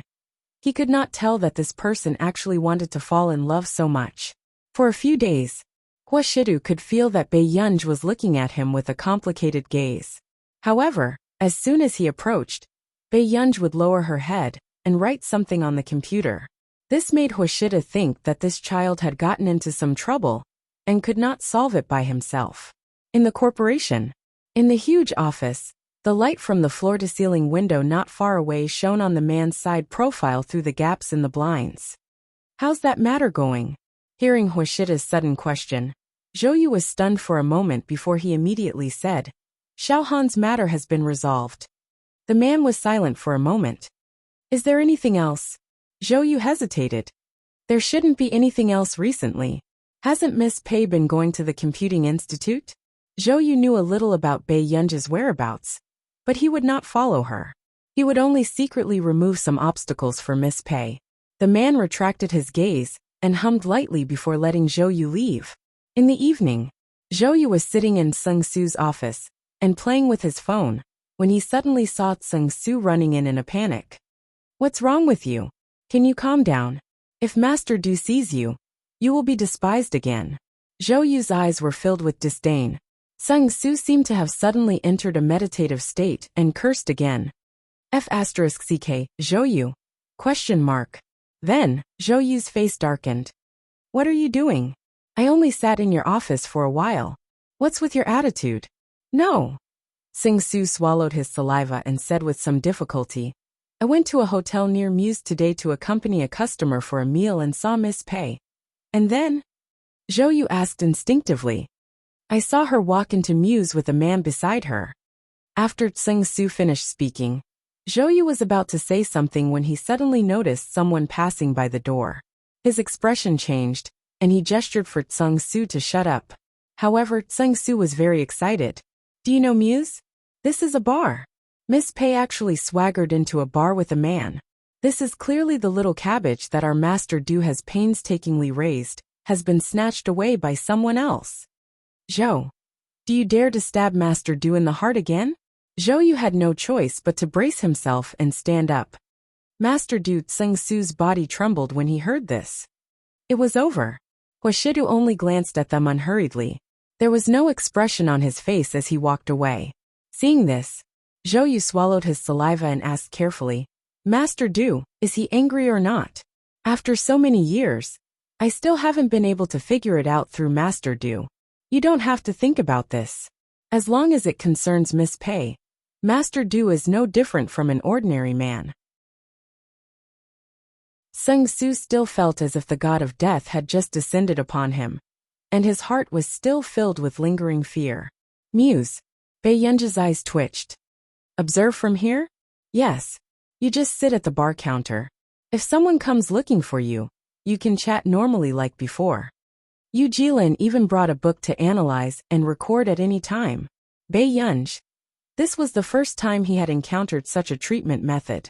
Bei Yunj walked to the bar counter and sent a message to Huashidu, saying that she would be home later today. Very quickly, the man replied to her message simply. Bei Yunj did not pay much attention to it. She sat at the bar counter and drank. It had to be said, Bei Yunj only needed to sit there and not say anything to attract the attention of most people.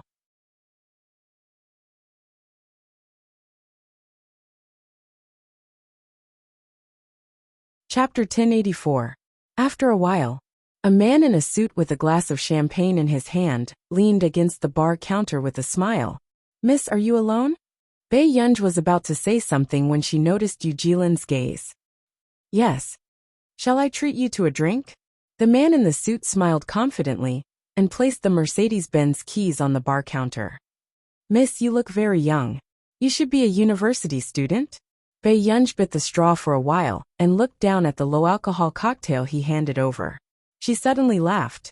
The way she raised her eyebrows was charming. But then, Bei Yunj snapped her fingers and slowly pushed the card to the female bartender with her fingertips. She smiled familiarly and said, I'll treat everyone here today. As soon as she finished speaking, the man in the suit turned green. As the most high-end bar in Yuncheng, Muse gave a first-class customer experience. Of course, the drinks were also the most expensive. Even if it was him, he wouldn't dare to buy everyone's drinks just for a woman. For a moment, there were cheers in the bar. Yu Jilin, who was not far away, was stunned by Bei Yunj's actions. He had wanted to see how she would politely reject others or chat with others casually. After all, the atmosphere in a bar was very relaxed, but it also tested one's social skills. However, he never thought that the moment Bei Yunj came up, she would be like a frequent customer of a nightclub. She scared everyone away. But fortunately, although Bei Yunj's lineup was a little big, there were also many people who came for her face. Yu Jilin eavesdropped on them. Miss, do you have any hobbies? Bei Yunj didn't even look up. Scientific research. It was rare to see two words end a conversation.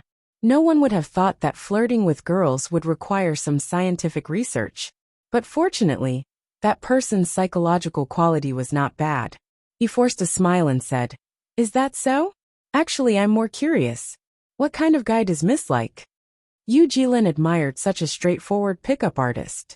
But soon, he heard Bei Yunj's perfunctory and playful tone. Good-looking gentle, at least 185 meters tall. It's best if his surname is Hua.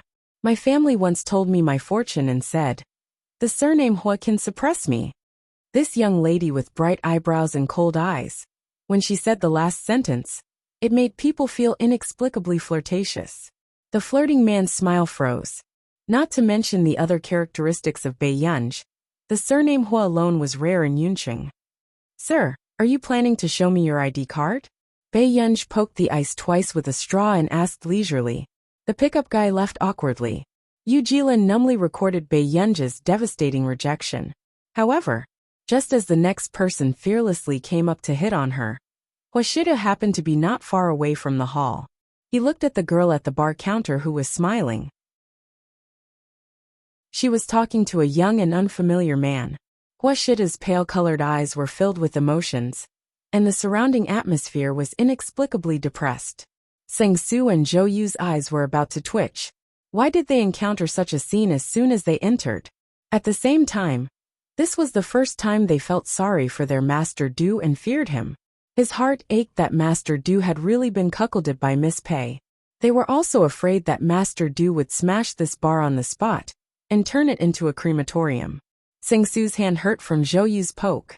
He could only think of a way to comfort him. Master Du, don't think too much. Maybe this is Miss Pei's brother? Zhou Yu.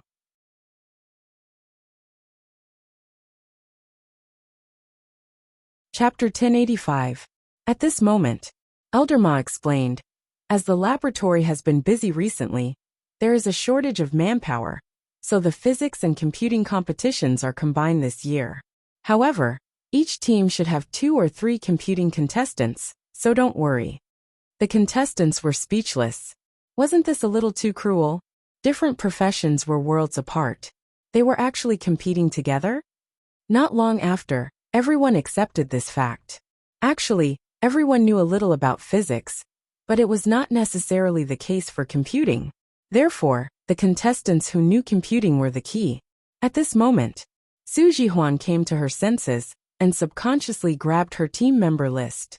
She looked at the new member and had a terrifying premonition. Are you Hu Qingzhong or Bian Xiaotan? Du Chaoya's expression was also not very good. He just smiled at her. This smile and silence was already very clear. It was over. She had just chased away 2 computing contestants. The remaining 4 were all physics contestants. Were they going to lose in one round? Not far away, Wang Huiying saw Su Jihuan chase away the 2 computing contestants and her smile deepened. Originally, she had picked the 2 weakest computer players for Su Jihuan, so that Su Jihuan would lose early. She did not expect Su Jihuan to take the initiative to chase them away. I remember that Miss Wang is the same as me. You've learned computing before, right? Tang Fengyin smiled. Wang Huiying turned around and also smiled easily. Yes, it shouldn't be difficult for us. As long as we get first place, the following situation will be very good for us. No problem. Bei Yunj raised her eyebrows and went into the room to look at the competition rules. She was quite surprised. It's really programming. Su Jihuan could no longer hold it in. I'm sorry. I chased away the 2 computing contestants just now. Now I'll beg them to come back. I definitely won't implicate you guys. However, before Su Jihuan left, she heard Bei Yunj say, no need. This isn't difficult. Tang Yi subconsciously asked, you know computing? A little. After Bei Yunj finished speaking, Du Chaoya frowned again. But the other party has at least 2 or 3 computing contestants. Can you do it alone? Yes. Bei Yunj sat down and turned on the computer.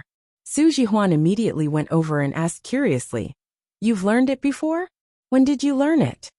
Bei Yunj, I forgot. I haven't touched this thing in a long time. Su Jihuan and the other 2. So how did you manage to remain so calm? Bei Yunj thought that her teammates were silent because they could not understand the game. It's a small game. It's quite simple. It's probably about entering the war zone through a bug and snatching flags. The ranking is determined by the points. However, the others were even more silent. Bei Yunj. Soon the competition began. The 9 war zones with loopholes were opened at the same time. However, because the first 9 battle zones were ranked according to the difficulty, no one disrupted the order and started from the last battle zone. The remaining 3 team members could only watch as Bei Yunj scanned the 9 battle zones and tapped away on the keyboard. But in less than 10 minutes, Su Jihuan saw that Bei Yunj seemed to have changed the battle zone. What was even more eye-catching was that Bei Yunj had jumped out from the last battle zone. Su Jihuan was very anxious. Although she did not understand what Bei Yunj was doing, since there was no increase in points, it meant that Bei Yunj did not get a flag.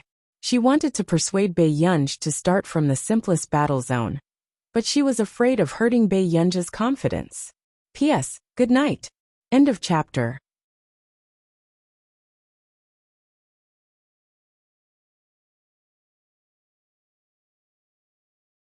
Chapter 1086. Sir, who are you looking for?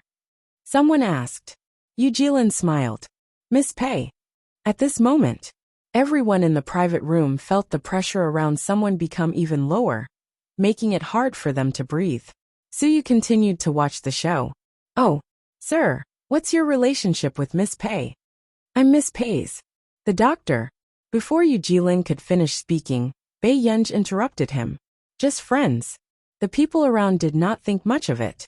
Yu Jilin raised his eyebrows. He understood that Bei Yunj did not want anyone to know about her illness. Yes. Yu Jilin smiled. However, in the man's eyes, it was a different story. The man suppressed the darkness in his eyes. Under the ambiguous light, even his gaze became unfathomable. Suddenly, Huashidu said unhurriedly, "What do you want to play?" Everyone's eyes lit up. This was the first time Master Du had participated in such a boring and meaningless game. Bei Yunj's eyes twitched. She knew that this man's abnormality today had something to do with her. She immediately said, "Yu Jilin, you can go back first. I'll go back later." With that said, Bei Yunji's gaze fell on Huashidu. Yu Jilin's eyes flashed, and he looked at the man beside Bei Yunji. After a while he said, "Okay." He waited for them to leave. Bei Yunji looked at Huashidu and tugged at his sleeve. "Brother?" Seeing that his reaction was still cold, Bei Yunji's eyelids twitched. "Miss Pei, are you going to participate?" Suyu asked excitedly and teased. "However, Miss Pei has so many friends. You should play this kind of game often, right? Then haven't I met my match?" Bei Yunji looked at him with a faint smile. She had long been unhappy that Suyu had asked Huashidu out for no reason. "Mr. Su, you're too polite. How can I compare to your skills that you exchanged for your height?" Suyu, who had been exposed again, was speechless. What did she mean? She couldn't bear to scold that person and vented her anger on him.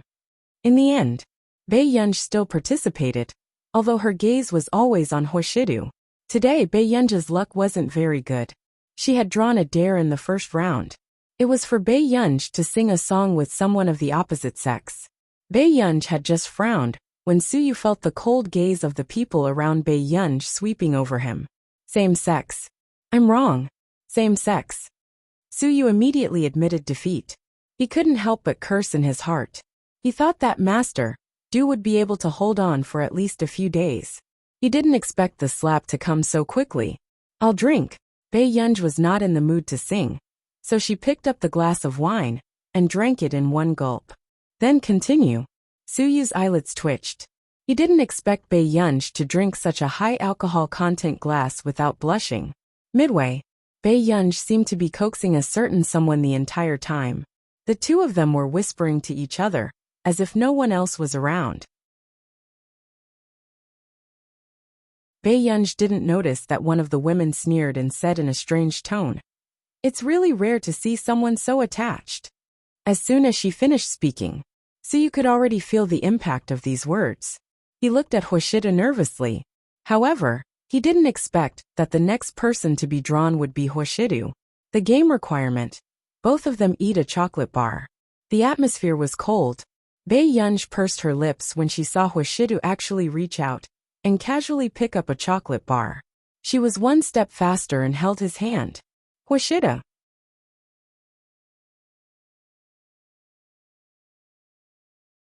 Chapter 1087. The man looked up and met her eyes. Even the light in the depths of his eyes was hidden. "You're not letting go?" Bei Yunji had been coaxing him for a long time, but when she heard such a casual sentence, she was instantly angered.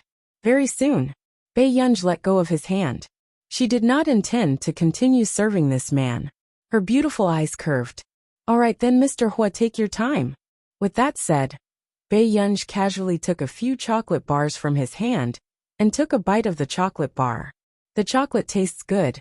With that said, Suyu saw that Bei Yunji really dared to take a few chocolate bars. Without looking at her, he turned around and walked towards the door. Suyu had already started to imagine how dark Huashida's expression would be. But then no one expected it. The man suddenly grabbed Bei Yunji's wrist and pulled her back. Before Bei Yunji could react, she looked up. The man suddenly bent down and gently bit the chocolate bar in her mouth. Bei Yunji's body froze. The few chocolate bars in her hand were crushed and fell to the ground. Just as she regained her senses, Bei Yunji suddenly bumped into the man's dark gaze. Faced with such a situation, Bei Yunji's experience was zero, but the man was like a natural hunter. Faced with Bei Yunji's stiffness and absent-mindedness, he suddenly pressed her palm neither lightly nor heavily, as if he was punishing her, but also as if he was reminding her to focus. He bit the chocolate bar an inch closer, and Bei Yunji could feel that the aggressive aura was far more than that. Along with that, the man's fingers caressed her palm, intentionally or unintentionally, making her feel hot all over. After regaining her senses again, Bei Yunji's ears turned hot from the man's fixed gaze. She subconsciously wanted to retreat. However, the man quickly grabbed the back of her neck with one hand, not giving her any chance to retreat. At this moment, when Bei Yunji looked up again, the man was already close to her. His breath mingled ambiguously, and his lips seemed to be close enough to touch hers, however. The man did not get any closer to bite this most ambiguous game ending point. Instead, he gently pinched the back of the girl's neck, which made Bei Yunj weak all over. She subconsciously understood his coaxing and hinting. Without hesitation, she approached him in a reckless and naive manner, and gently bit into the last bit of biscuit. Her lips also lightly touched the man's warm, thin lips. The man let out a low laugh of pleasure from his throat. He smoothed the hair on the back of her head. Good girl. 3 seconds later, Bei Yunj licked her lips as if she hadn't had enough, but she happened to notice the gazes around her. He was too careless. She was so seduced by the D*Min man that she forgot about the onlookers around her. At this moment, no one dared to kick up a fuss. After all, the main character was the Hua family. Suyu glanced at the woman who had just spoken ill of Bei Yunj. His expression was ugly.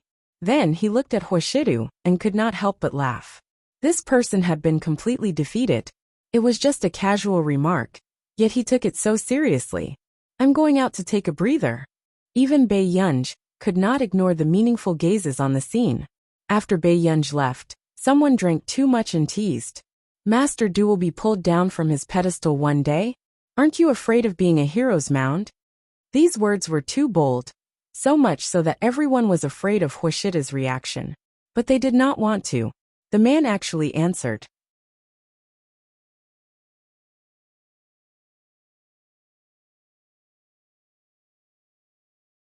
Chapter 1088. However, it seemed like he was deliberately saying it for someone to hear. The man curled his lips, picked up the cigarette on the ashtray, and tapped the ash lightly. His peach blossom eyes curled up lazily and bewitchingly. I'll gladly endure the hardship under your skirt. As soon as he finished speaking, everyone present fell silent, and could not recover from their shock for a long time. This sentence gave people a strong sense of shock. Who would have thought that there would be someone who could make the Hua family's man willing to work for her? At this moment, the girl who had been gossiping earlier had turned completely pale. Her fingers were clenched tightly on the back of her other hand. There were too many people in the industry who admired Huashidu, but everyone knew that this man was unattainable. No one could pull him down from his pedestal. Hence, like others, she quickly dismissed the idea. However, she did not expect to see a beautiful girl being so bold as to be intimate with Huashidu today. Although the girl was coaxing him, she could tell that Huashidu treated Bei Yunj differently. That was why she could not help but say those words. She was indignant. However, she was timid and did not dare to approach such an unreachable man. And now, the unreachable man in everyone's eyes was willing to bow down to another woman in front of everyone. The game didn't continue either. Bei Yunj sat at the bar counter. She did not notice why there were fewer and fewer people in the bar before midnight. She leaned her head with one hand and closed her eyes sleepily. Outside the glass window, Yu Jilin had not left yet. He sat in the driver's seat and watched as Bei Yunj fell asleep bit by bit. His heart skipped a beat, and he got out of the car. He did not know why, but when he saw Bei Yunj alone in the bar, he wanted to wait outside the bar. At the entrance of the bar, just as he pushed open the door, he looked up and saw a handsome man sitting beside Bei Yunj. It was the man in the private room. Huashida glanced at the wine bottle beside Bei Yunj and frowned. He then looked up at Sing-Su. Is this wine? Bei Yunj had a good tolerance for alcohol, and he had never seen her drunk. Sing-Su immediately said, It's Dr. Luo. Dr. Luo said that he wanted to give Miss Pei a dose of medicine. Luo Xie's original words were to quickly give Bei Yunj the medicine, but Sing-Su didn't have the guts. He could only secretly whisper into the wine. The man was silent. What do you think is the use of drugs mixed in wine? Sing-Su was so anxious that he stuttered. Master do I? How could he have thought so much? He couldn't just ask Bei Yunj if she wanted some medicine, right? Moreover, Miss Pei didn't know that Master Du knew about her illness. Therefore, when he saw that today was a good opportunity, he immediately acted. Huashida glanced at him indifferently and threw the wine bottle away. Sung-Su was also pulled away by Zhou. Huashida sat beside Bei Yunj. Seeing that the young lady looked good when she was sleeping, he couldn't help but smile. But soon, he remembered that Bei Yunj had been chatting happily with a strange man in this exact spot. Bei Yunj. The man shouted casually. Bei Yunj didn't know if it was a reflex response. She grunted in a nasal voice and didn't wake up. The man reached out and touched her head. He asked unhurriedly, "Did you have fun with others today?" Bei Yunj almost fell down along with Huashida's hand. "You came to the bar alone with an unfamiliar man." The man deliberately pinched Bei Yunj's face childishly and said calmly, "You need to be taught a lesson." End of this chapter. Chapter 1089. Bei Yunj's eyes flickered slightly as she glanced at this computing tutor. "It's me." The tutor's smile froze, and he looked at Su Jihuan and the rest. It was obvious that Bei Yunj looked the youngest in this team. "It's really you?" The moment the tutor finished asking, Wang Huiying's slightly dark expression returned to normal.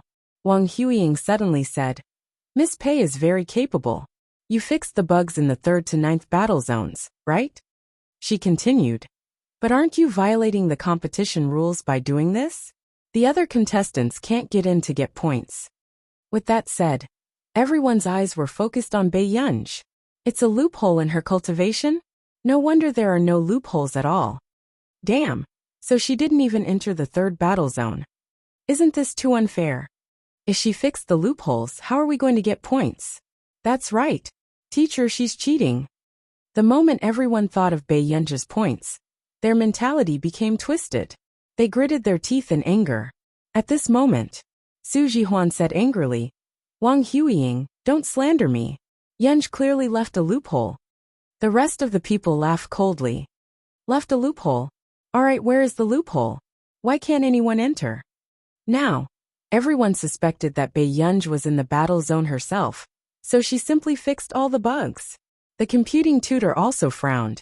After exchanging glances with the other tutors, he asked Bei Yunj, "You left a bug?" Bei Yunj drank her soda and said slowly, I left 3 bugs in each battle zone. In fact, starting from the 3rd battle zone, they only prepared 2 bugs in each battle zone." "Who are you lying to?" "Teacher, since she's stubborn, let her attack it herself." The girl behind Wang Huiying laughed coldly. "If she can't attack it, let her get out of the competition." "No, their team is in the same team. They have to withdraw from the competition." Hu Qingzhong and Bian Xiaotan, who had left Bei Yunj's team previously, sounded even more unfriendly. "That's right. So what if she fixed it? Who are you lying to?" The tutor furrowed his eyebrows. Actually, no matter what, he didn't want to miss this good seedling, even if Bei Yunj lied in public. However, just as the tutor was about to say something, Bei Yunj's smile did not reach her eyes. "Why? If I go in, will you all get lost?" "You!" The girl behind Wang Huiying gritted her teeth and sneered. "Heh, so be it. Elder Ma, you heard it too. She said it herself." Bei Yunj pursed her lips and walked over to the computer without waiting for her supervisor to say anything. The sound of the keyboard attracted everyone's attention, but not long after, everyone saw the interface open. "What's going on?" 1-2. The person beside him counted the number of people and couldn't control his volume. 7 battle zones opened at the same time? The instructor's expression also changed. He looked at Bei Yunj in disbelief. "Did this girl really leave a bug?" A computer player murmured. "I remember that it's possible to fix bugs in the war zone in the international competition, as long as the player leaves clues. So, Bei Yunj didn't break the rules?" However, it wasn't that difficult for top players like them to find bugs in normal competitions. But Bei Yunj's bug was not even discovered by the tutor. This time, the girl beside Wang Huiying turned pale, and her voice trembled. "How is this possible? Have you thought about how you're going to get lost?" Her lazy and smiling voice had a hint of hostility. P.S. Good night. End of chapter.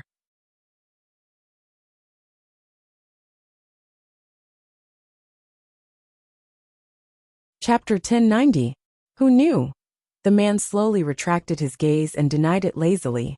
"No. Bei Yunj." Before preparing to go to the hospital for a physical examination, Bei Yunj finished her breakfast and sat under Huashida's sofa to read documents. After the weather turned cold, The carpet on the floor was replaced by a Persian carpet.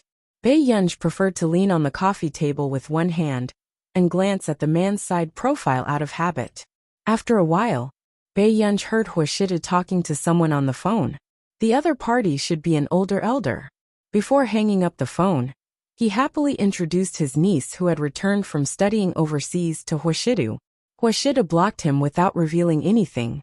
He only said that he had a delicate girl at home and was not in the mood to care about others.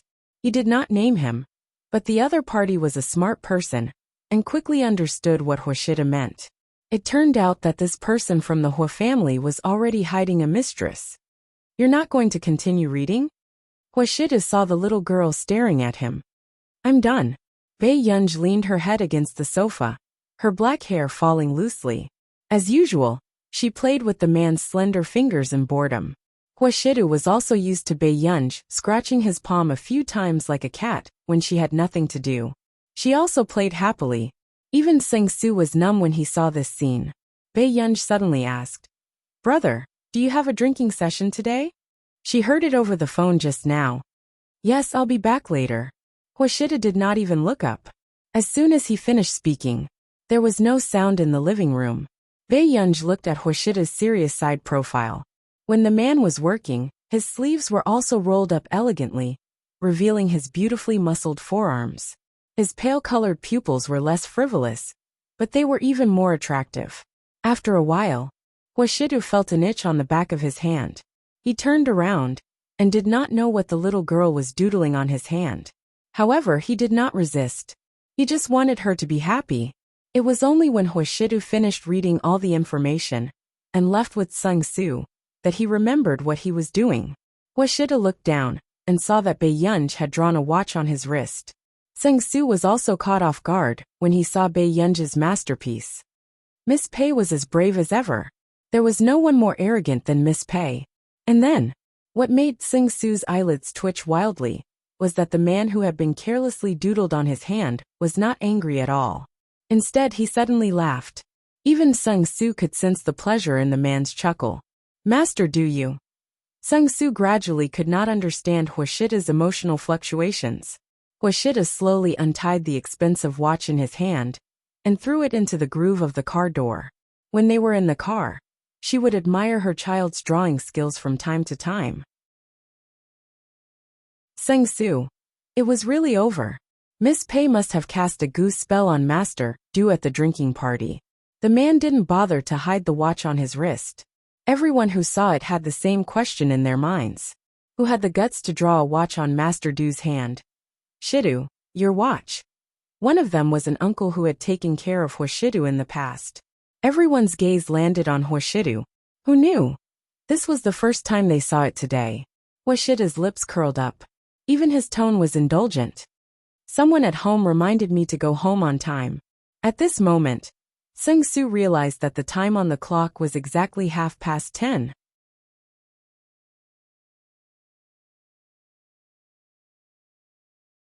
Chapter 1091. Elder Ma's anger made the entire place fall into silence. But in the next moment, Su Jihuan muttered beside Bei Yunj, "Yunj, don't think too much. There's a reason why they hate people who come from computing backgrounds. The former heir of Confederation 191 was abducted by someone who dabbled in computing." These words instantly enraged Elder Ma. Su Jihuan. It was not hard to suspect that if Su Jihuan wasn't from the Su family, he would definitely be killed by Confederation 191. It was simply a slap to the face of Confederation 191. "I didn't say anything wrong." Su Jihuan did not admit defeat, and his tone was filled with disdain. At the mention of the former heir, Wang Huiying's expression did not look too good either. As for the rest of the people present, they actually did not know much about the internal situation of Confederation 191, especially these old matters that had been hidden by Confederation 191 in the early years. In the end, Bei Yunj's team was the first to be taken away. On the way, Bei Yunj asked casually, "What's the name of the former heir of Confederation 191? "Shernani." After Su Jihuan finished speaking, he realized that something was wrong and immediately said, "Yunj, it's better not to mention this." They don't know your identity. Bei Yunj was silent for a moment. Then what's the name of that computing student? I'm not sure. Anyway, he should be a teacher hired by Confederation 191, right? I heard that he's from our country. Hearing this, Bei Yunj felt that this person was most likely Nani. Bei Yunj was speechless. No wonder he hated computing so much. If the people from Confederation 191 knew that Bei Yunj was Nani's disciple, and was even sent here to look for information, they would probably die on the spot from anger. So, Wang Huiying is sure Nani's junior? Bei Yunj's eyes darkened slightly. Of course not. Sure Nani is the former heir of Confederation 191. And Wang Huiying's father, Wang Hui, suddenly passed away before he married Sure Nani. Perhaps the heavens are jealous of talent. After Su Jihuan sighed, he laughed coldly. Later, Wang Hui won the position of the heir of Confederation 191 with the excuse of loving his deceased wife deeply. However, after so many years, the Sure family did not let him inherit the laboratory. Su Jihuan's eyes were filled with ridicule. Love his deceased wife. What a joke. Wang Huiying's mother was the adopted daughter of the Sure family, a woman who climbed into her brother-in-law's bed. Suddenly, the tutor behind her walked over with a dark face. Su Jihuan, what are you talking about now? Su Jihuan shrugged and didn't say anything more.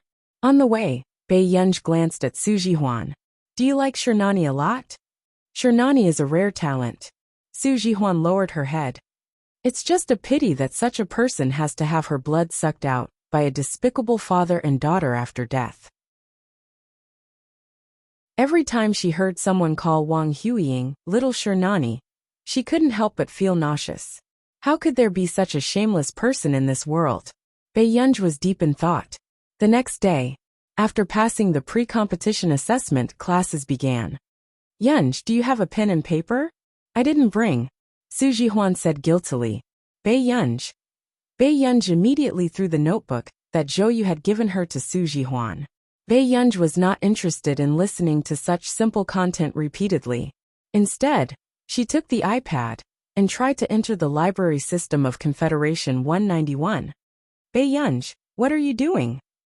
The tutor, who had been greeted by Wang Huiying a long time ago, immediately screamed when she saw Bei Yunj's distraction. Am I too simple, or do you know everything? Why are you so arrogant? End of this chapter. Chapter 1092. Bei Yunj's eyelids twitched as she looked up at him. What are you looking at? Inexplicably, the tutor felt goosebumps all over his body from Bei Yunj's stare. But then he said sternly, Confederation 191 doesn't need arrogant contestants. Go to the library right now and sort out the information. If you don't go, you can withdraw from the competition now. Su Jihuan panicked when she heard this. According to Bei Yunj's temper, she definitely wouldn't keep her. But then, Bei Yunj stood up and raised her eyebrows lazily. Teacher, how many days can I tidy up? The tutor's face turned green with anger. In the future, go to the library for my classes. I don't want to see you in the classroom again. The corners of Bei Yunj's lips curled up as she lazily picked up the iPad. Sure. Before she left, Bei Yunj considerately closed the classroom door. The contestants. Was this person crazy? What the tutor was talking about now was probably related to the competition later. It was equivalent to the scope of the exam. She really went to the library to sort out the information? She's really from a computer science background. She doesn't understand physics. Wang Man gloated. Wang Huiying smiled faintly. It's normal. Not everyone has the energy to do two scientific research directions at the same time. Yeah, she's not as good as you, Huiying. Huiying, you're a real genius. Wang Man said enviously. Then she smiled to vent her anger. By the way, if the old monster in the library is still there, Bei Yunj would probably be scared half to death. When Wang Huiying heard that person, coldness flashed through her eyes. In Confederation 191, everyone respectfully called her Mississippi. Only that old monster didn't know how to appreciate favors. Sooner or later, she would drive that old monster out. The library in Confederation 191 was not like the library in Yuncheng. It had a bright dome and a spiral staircase that reached the top. There were also countless rare books in the library. Bei Yunj looked around and saw a transparent elevator. It should go straight to the top of the library. Not long after, Bei Yunj flipped through a few books on the first floor and went up to the second floor. About half an hour later, Bei Yunj arrived at the fifth floor. There was a hint of excitement in his eyes. Suddenly, a hoarse and unpleasant voice rang out from behind him. "What are you doing?" Bei Yunj turned around and saw an old man whose face was burned beyond recognition. His back was hunched, and there was not much gray hair left on his head. Even his scalp was faintly burned, and his gaze gave people a gloomy and uncomfortable feeling. "Let me organize the information." Bei Yunj slowly closed the book. "You are lying. Who are you?" The old man's voice was hoarse and unpleasant to the ears. His gloomy eyes were like those of a ferocious ghost. In fact, it was very easy for people to panic. "I'm a trainee. I didn't listen to the lecture and was chased here by my teacher." Bei Yunj's eyes fell on the thing in his hand. "Are you repairing books?" The old monster froze. "It's none of your business. Old mister, this thing must have been repaired for a long time, right? Actually, I can help you." Bei Yunj's words made the old monster sneer. I've repaired it. Can I have a look at this book?" Bei Yunj picked up the book in his hand. The old monster looked at it and unconsciously narrowed his eyes. "Can you really understand this book? It's a bit interesting, but the description is quite immature." Bei Yunj said unhurriedly. "It's a book from more than 20 years ago, right?" End of chapter.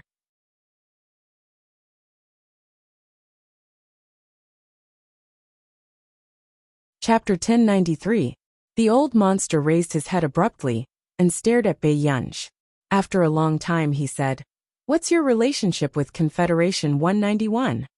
Bei Yunj's lips curled into a smile that did not reach her eyes. "Nothing." The old monster was silent for a moment before turning to leave. "Come with me." Walking downstairs, Bei Yunj came to a place that looked like a front desk. She also saw some tools to repair books inside. "If you can't fix it, I'll get the people from Confederation 191 to chase you out." The old monster was very heartless. Bei Yunj raised her eyebrows and sat to the side to put on her gloves. She said slowly, "I didn't say that I could restore this book, but I can restore the contents of the book." After being deceived, the old monster's eyes widened in anger. "What's so important about a book? The original owner wants to preserve the contents of this book more."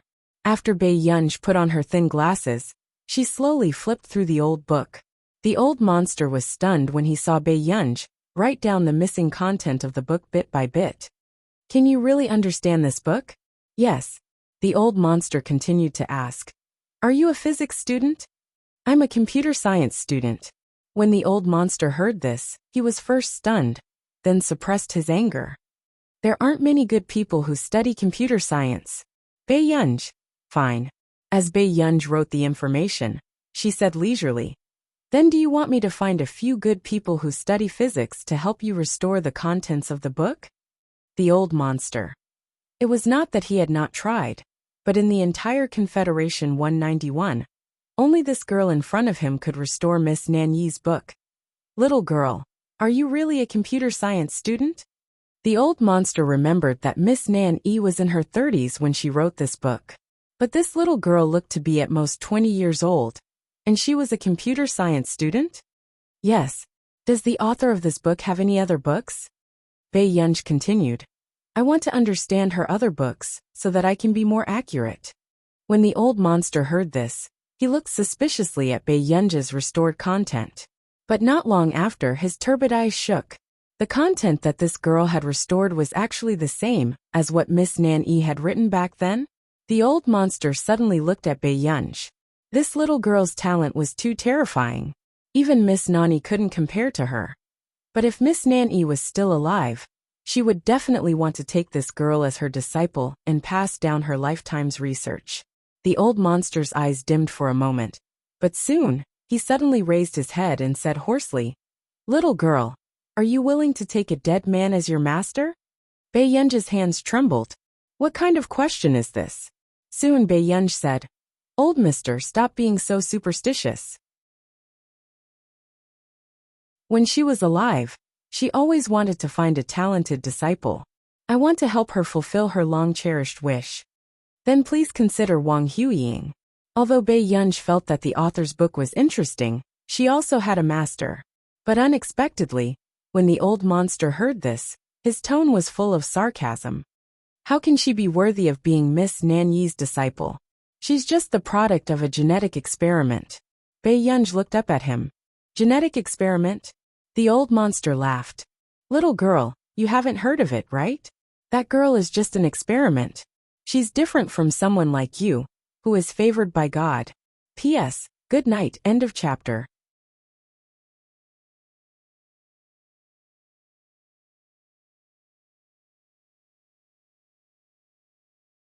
Chapter 1094. Bei Yunj didn't say anything. She just continued to read the book. Although genetic experiments were rare, Bei Yunj had met a living example in her previous life. She just didn't expect to see it again in this life. In her previous life, Bei Yunj's mother, Meng Liang, had a rival since they were in school. Later, she became Meng Liang's colleague, Professor Zhu of genetics. Professor Zhu loved to compete with Meng Ying since she was young. However, she had never won. What made Professor Zhu's mentality even more twisted was that Meng Liang was naughty and mischievous when she was young. She didn't focus on her studies, but every time, her grades would be slightly higher than hers. This made Professor Zhu strongly believe that it was because Meng Liang was smarter than her. Therefore, Professor Zhu had a crazy idea. She and her husband secretly conducted a genetic experiment. The subject of the experiment was her own daughter. She wanted her daughter to be a genius. Since she couldn't beat Meng Liang, her daughter must beat Meng Liang's child for her. When Professor Zhu's daughter was 3 years old, she was told that her daughter was a 1 in a million genius. Professor Zhu was so excited that she immediately arranged for her daughter and Bei Yunj to enter kindergarten at the same time. She couldn't wait to see how her daughter beat Meng Liang's daughter. However, what she didn't expect was that Bei Yunj was much more talented than Meng Liang. She learned to read at the age of 2. Not only was she sensitive to numbers, but she also inherited her grandfather's skills in music. She could distinguish the piano keys just by listening to the sound. Later on, no matter how Professor Zhu trained her genius daughter, she was still inferior to Bei Yunj. This made Professor Zhu feel bitter and resentful. She also complained and scolded her daughter. A few years later, Professor Zhu realized that there was a serious problem with her genetic experiment. Her daughter would age faster than ordinary people. She would start to have wrinkles at the age of 14 or 15. Her testosterone levels would be out of whack, and her immune system would be severely weakened. She would often be hospitalized. This was the aftereffect of the genetic experiment. Professor Zhu started to regret it. Compared to her daughter being outstanding and 1 in a million, she wanted her daughter to live a long life. Therefore, Professor Zhu started to think of ways to fix everything. However, fate was always in the cycle of karma. When Professor Zhu's daughter found out that she was just a product of her mother's genetic experiment, she chose to jump off a building and end her life. Bei Yunj's eyes darkened. The pen in her hand paused, and a black dot appeared on the tip of the pen. What are you thinking about? Focus. The old monster reminded him anxiously. Bei Yunj lazily came back to her senses and continued to write. You don't seem to be interested in genetic experiments, the old monster suddenly said. He chuckled again. Such a special experiment can greatly improve the progress of human society. Bei Yunj's bright eyes were calm. She said casually, shouldn't a researcher have a sense of awe? Humans created civilization, so they should respect life. The old monster was stunned. Not long after, he slowly said, Little girl, someone taught you very well. Even though he was in the world's top laboratory, he had never heard anyone say such words. Little girl, are you really unwilling to be Miss Nanyi's disciple? The old monster asked insistently. His eyes were fixed on her. What if I can let you inherit Confederation 191? Bei Yunj's eyebrows twitched. She glanced at him. Sorry, I already have a master. End of chapter.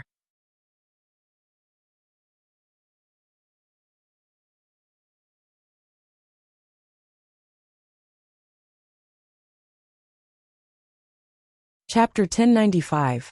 The old monster frowned unhappily. He didn't expect Bei Yunj to be so tactless. Could it be that your master can compare to Miss Nani? Bei Yunj. Before getting the information, Bei Yunj didn't intend to tell anyone that she was Nani's disciple. Otherwise she might be chased out. What's your name? The old monster asked. Bei Yunj. The old monster was silent for a moment. My name is Oz. Bei Yunj couldn't help but ask, how did Sure Nani die? Oz's gloomy voice was hoarse and unpleasant. This has nothing to do with you. Okay. Bei Yunj flipped through the little content and replied lazily. I can finish repairing this book in about a week.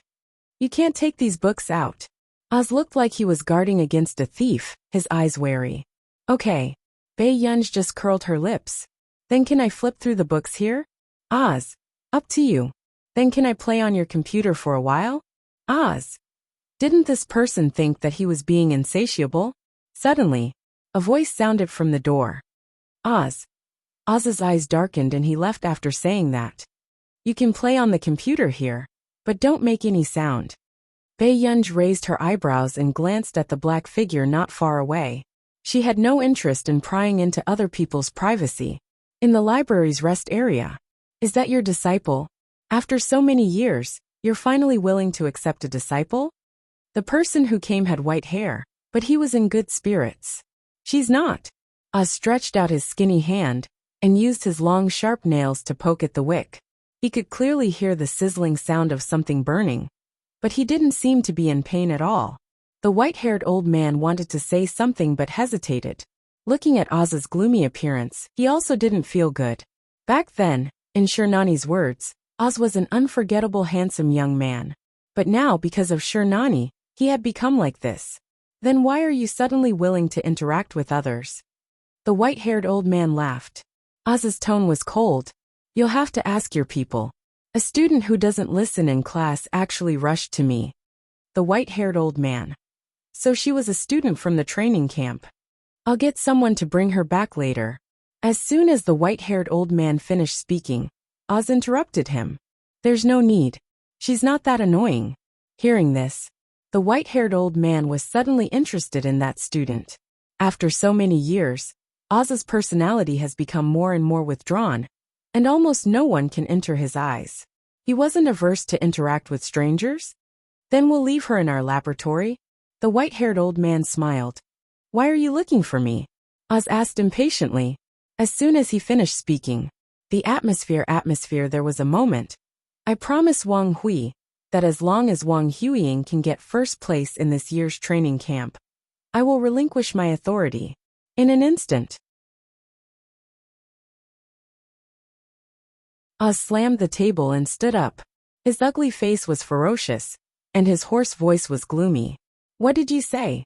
Yun STS, you want to let a person who killed your daughter take over Confederation 191? Oz, I'll say it again. Don't spout nonsense if you don't have evidence. Master Sure pursed his lips.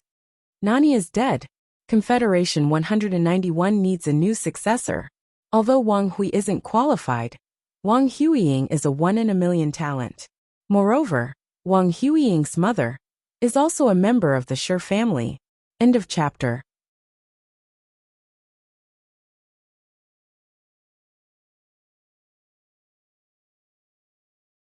Chapter 1096. Hearing this, Oz smiled. I was wondering how a despicable person like Wang Hui would dare to get that adopted daughter pregnant. It turns out that he had calculated that you would give up your power because of this relationship. I've already made a decision. I'm just informing you now. The head of the Sure family was silent for a moment before he looked deeply at Oz. Confederation 191 is already declining. Wang Hui has also pressured me for a long time. If I don't give up my power, he will take away some of the core researchers in Wang Huiying. Oz, the laboratory needs a genius like Wang Huiying. Her future will bring Confederation 191 back to its peak. But she's just a test subject. Oz was furious. The head of the Sure family's tone was calm. But you have to admit that only Wang Huiying can inherit Nani's mantle. Unless you can find someone more suitable than Wang Huiying. Otherwise, once this competition is over, I'll give up my power. With that said, the head of the Sher family turned and left. Oz's expression was terrible. Dad, why are you here personally? Wang Huiying asked in surprise when she saw Wang Hui. Wang Hui smiled and said, Huiying, Dad has something to talk to you about. Wang Huiying said, Dad, tell me. No matter what, you have to get first place in this competition. Wang Hui's tone was unprecedentedly excited. Huiying, your dad's hope. As long as you can get first place in the training camp, your grandfather will completely give up his power to me. I've been waiting for this day for too many years. You mustn't disappoint Dad. Wang Huiying's tone was weak. Don't worry, Dad. How many times have I gotten first place since I was young? She said disdainfully. Grandpa should have given up his power a long time ago. Compared to my mother, he has always liked his biological daughter, Shernani. He has never admitted my identity to the public. Huiying, as long as you can win, you will be the one and only elder young miss of Confederation 191. Wang Hui's eyes were determined. When the time comes, Confederation 191 will be ours. A few days passed. In the classroom, Yunj, look at the results of our competition this time. It's almost done. Su Jihuan grabbed Bei Yunj's hand and said excitedly, when the time comes, we might be able to enter the top 5. Pei Yunj raised an eyebrow and walked toward Su Jihuan. She found that these three people's standards were indeed not bad. Especially that Tang Yi. You don't need me to do anything? Bei Yunj asked. Su Jihuan patted his chest. No need, you can just lie down and win. Bei Yunj smiled. Okay. She didn't plan to get a good ranking. She just wanted to get the information as soon as possible. Bei Yunj and Tang Yi analyzed their semi-finished products and made a few suggestions before returning to the library. On the other hand, Tang Yi could clearly feel that Pei Yunj's suggestion was more valuable than the previous mentor's suggestion. The library, seeing Bei Yunj walking around in front of him every day, Oz couldn't help but ask, aren't you a contestant? Why don't you go to the competition? My teammates said that I can just lie down and win. After Bei Yunj finished repairing the books, he had been flipping through the books on the 4th and 5th floors. He didn't care about the competition at all. Oz. He was really crazy. At first, he actually thought that she could win against Wang Huiying. However, when Oz went downstairs angrily and wanted to check the information of the other contestants, Bei Yunj suddenly received a call. Yunj, come quickly. Something happened. Su Jihuan was so anxious that she was about to cry. There's actually a written test in the second round of the competition, but there's less than an hour before the deadline. End of this chapter.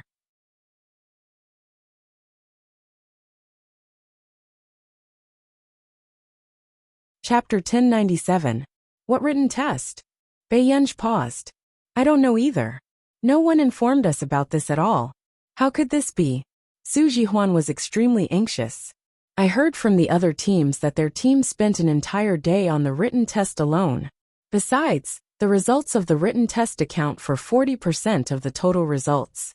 With that said, Bei Yunj heard Su Jihuan talking to Tang Yi softly and thought that she wouldn't be able to hear her.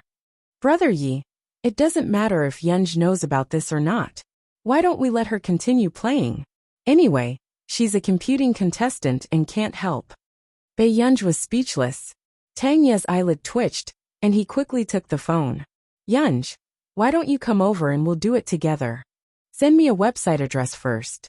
Bei Yunj walked to the front desk, turned on the computer, and logged into the written test website. She found that there were about 300 questions. Yunj, these questions are quite difficult. Let's do it together. Before Tang Yi could finish speaking, Bei Yunj's eyes darkened and she immediately said, it's too late. I'll do these questions. You guys continue to complete the report. With that said, Bei Yunj hung up the call.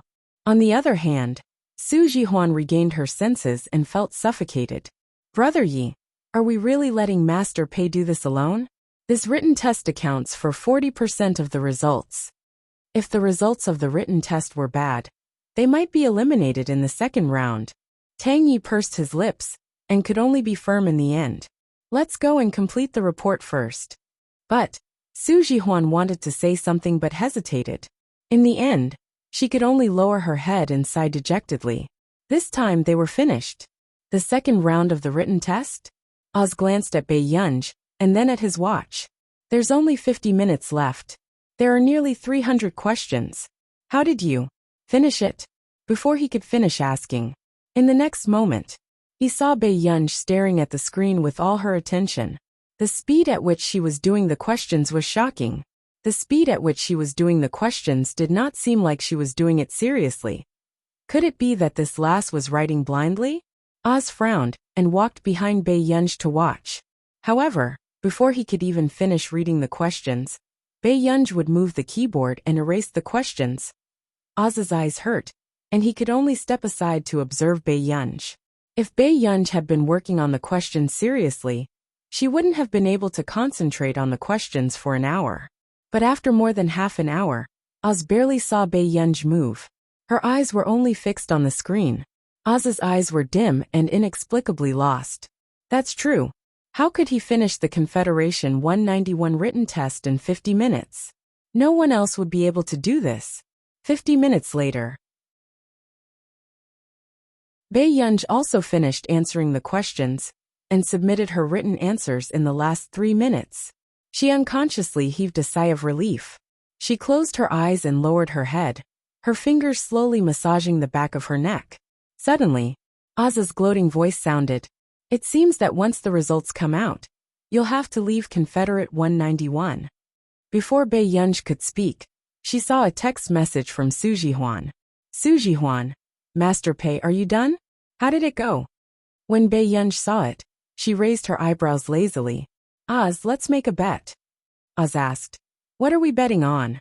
Let's bet on whether our team can get into the top 3. Bei Yunj's lips curved as she picked up her phone.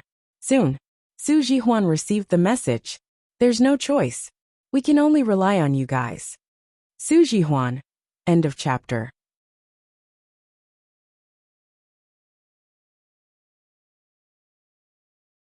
Chapter 1098. Su Jihuan's mind suddenly went blank. We're done for. What do you think? Du Chaoye and Tang Ye's eyes fell on it. Su Jihuan smiled stiffly. Maybe we can only take a gamble. Tang Yi and Du Chaoye. After that bet, Oz found that Bei Yunj had been reading on the 6th floor for 3 consecutive days. Oz couldn't help but ask, didn't you want to get into the top 3? Why are you holed up here? They can do it. Bei Yunj turned a page and leaned lazily on the floor. Oz, don't you have a cushion or something? The floor is a bit hard. Oz's face darkened. I don't have time to serve you like an ancestor.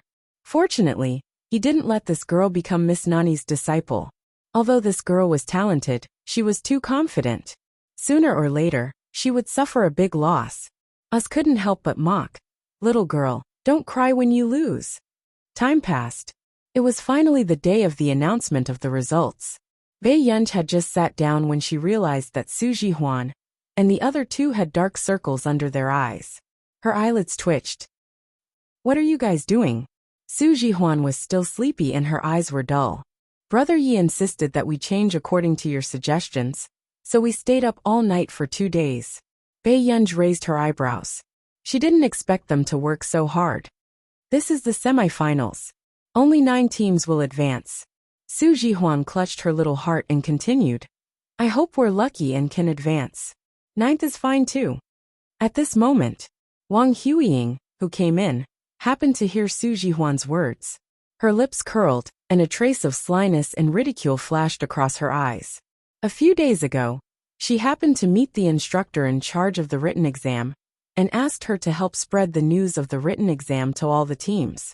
Therefore, in order to get Su Jihuan and Bei Yunj out of the competition early, she specially sent someone to inform Su Jihuan and the others on the last day. She just wanted to see Su Jihuan and the others powerless and have their willpower collapse. The team member beside Wang Huiying laughed.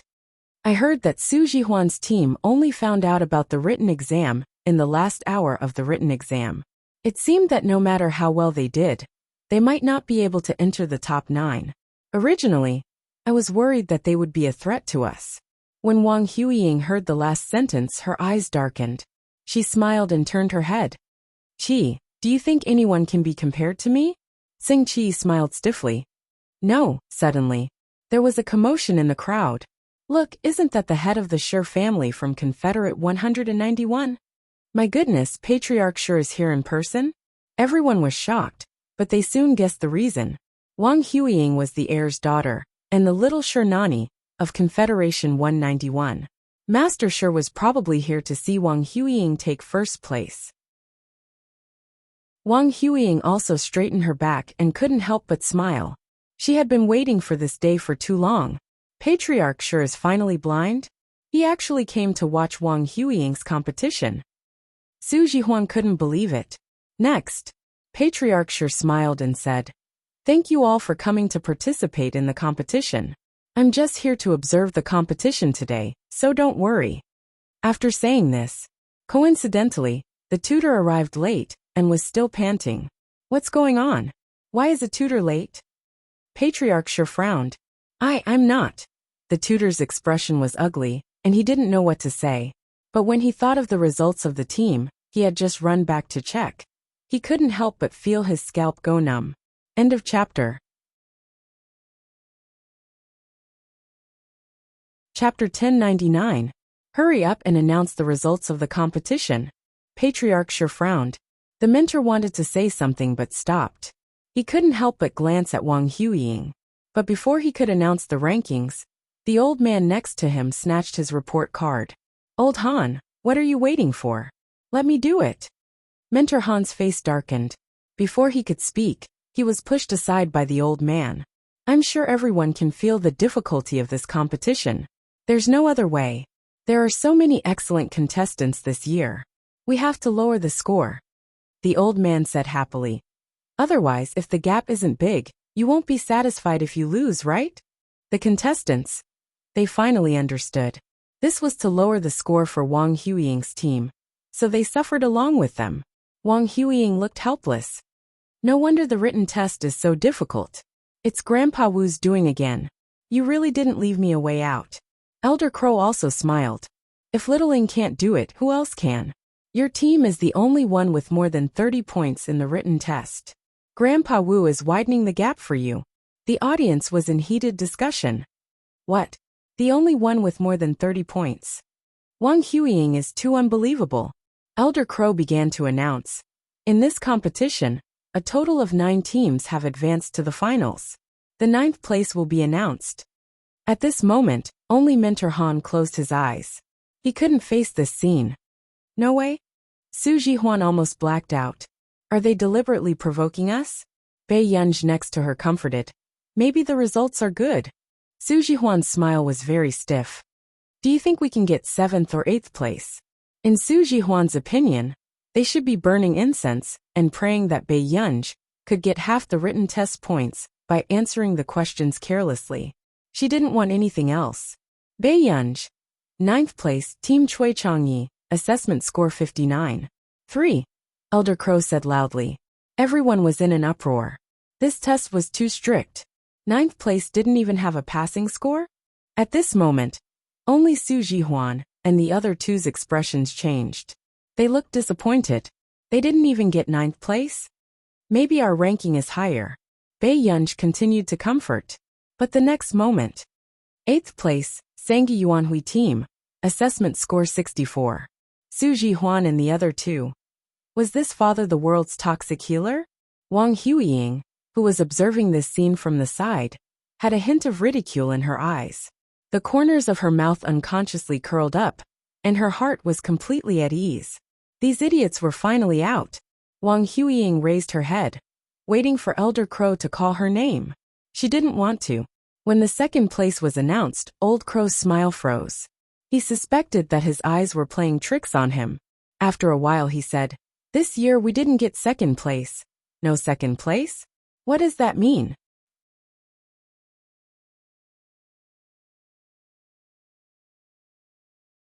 The contestant couldn't help but ask. 2 first-place finishers. Old Crow couldn't help but become excited after seeing the results of the 2 teams. What? 2 first places? The contestants were in an uproar, and Wang Huiying stood up abruptly, her pupil shrinking. How is this possible? How could there be two first places? First place, Wang Huiying's team. Elder Crow looked at everyone and announced the results that everyone wanted to know. Report summary 59, written test 32, total score 91. Everyone's mentality exploded. Damn, 91? Which team is so awesome that they can actually get the same score as Wang Huiying's team? End of chapter.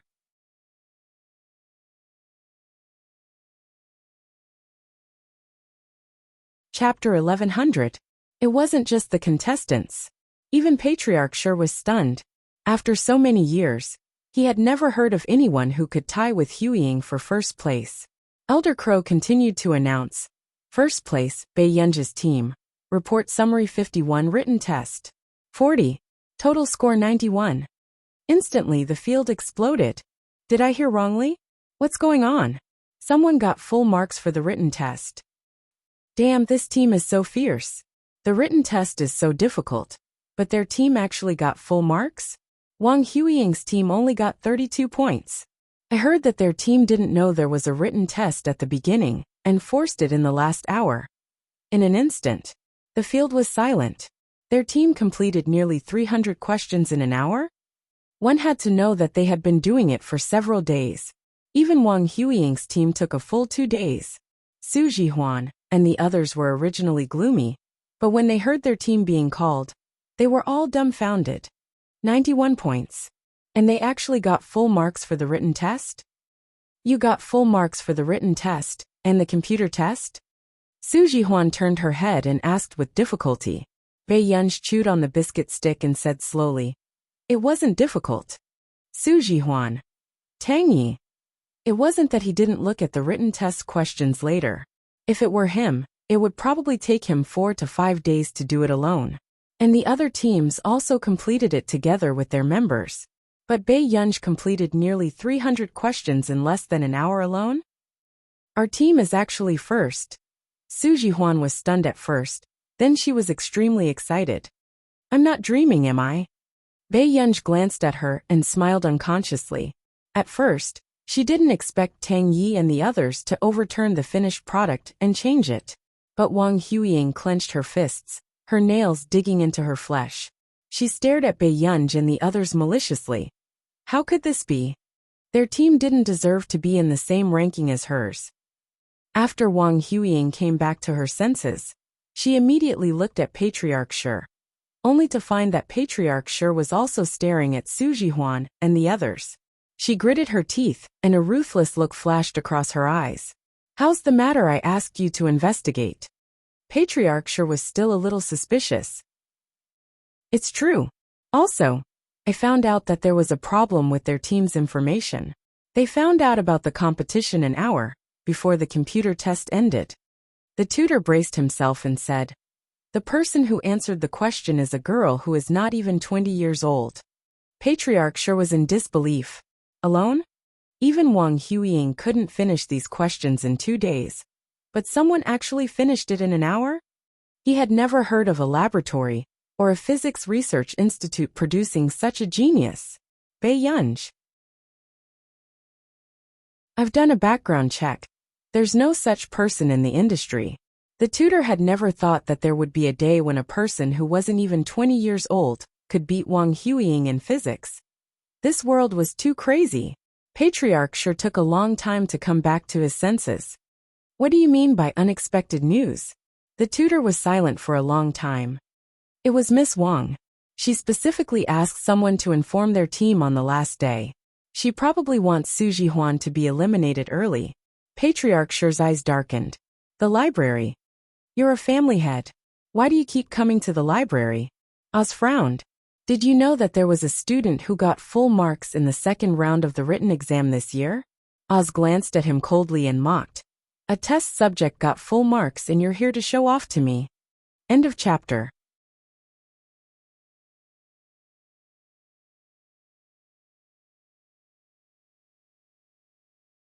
Chapter 1101. It's not Wang Huiying.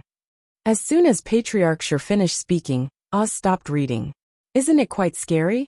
There's actually someone who's more talented than a genius in genetic experiments. Patriarch sure was relishing in it.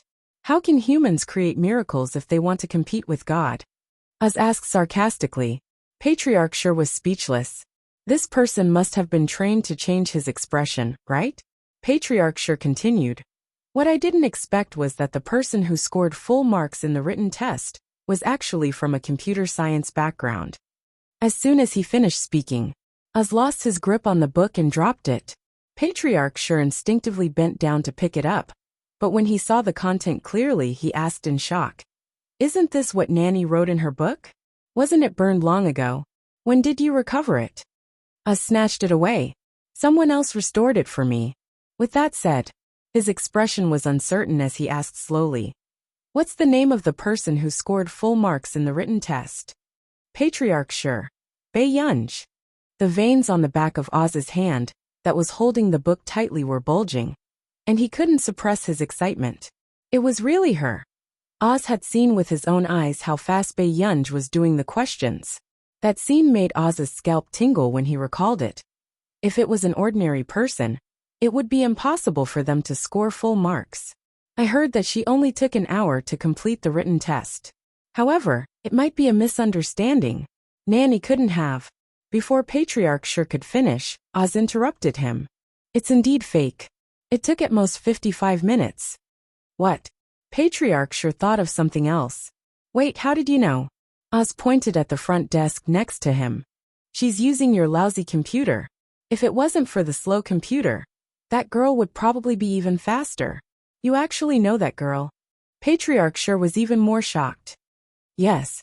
I also said that as long as she agreed to be Miss Nanyi's disciple, I would help her get the position of the successor of Confederation 191. Oz didn't feel guilty at all. Patriarch sure. Question mark.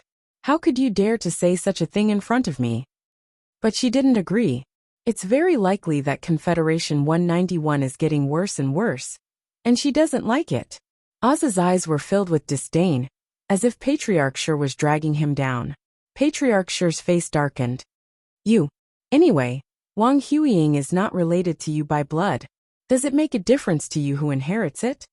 Oz said expressionlessly. Is Confederate Laboratory 191 something that can be casually handed over to outsiders? Patriarch sure glared at Oz and said in a deep voice. But a few minutes later, Master sure asked again. Bei Yunj has a few people in her family. Has she considered settling down in Continent K?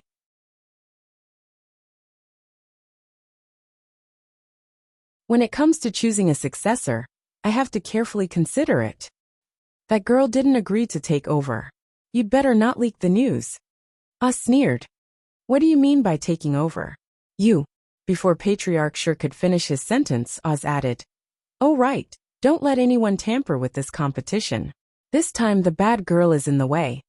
In the living room, the loud and ruthless slap caused the hearts of all the instructors present to tighten. Wang Huiying's head was thrown to one side, and her face was red and swollen. Trash. If Instructor Han didn't bet on the other team's points, do you think you would still be in first place today? Wang Hui's eyes were dark as he threw something at Wang Huiying's face. Take a good look. Do you have the right to get 59 points with your trashy results? End of chapter.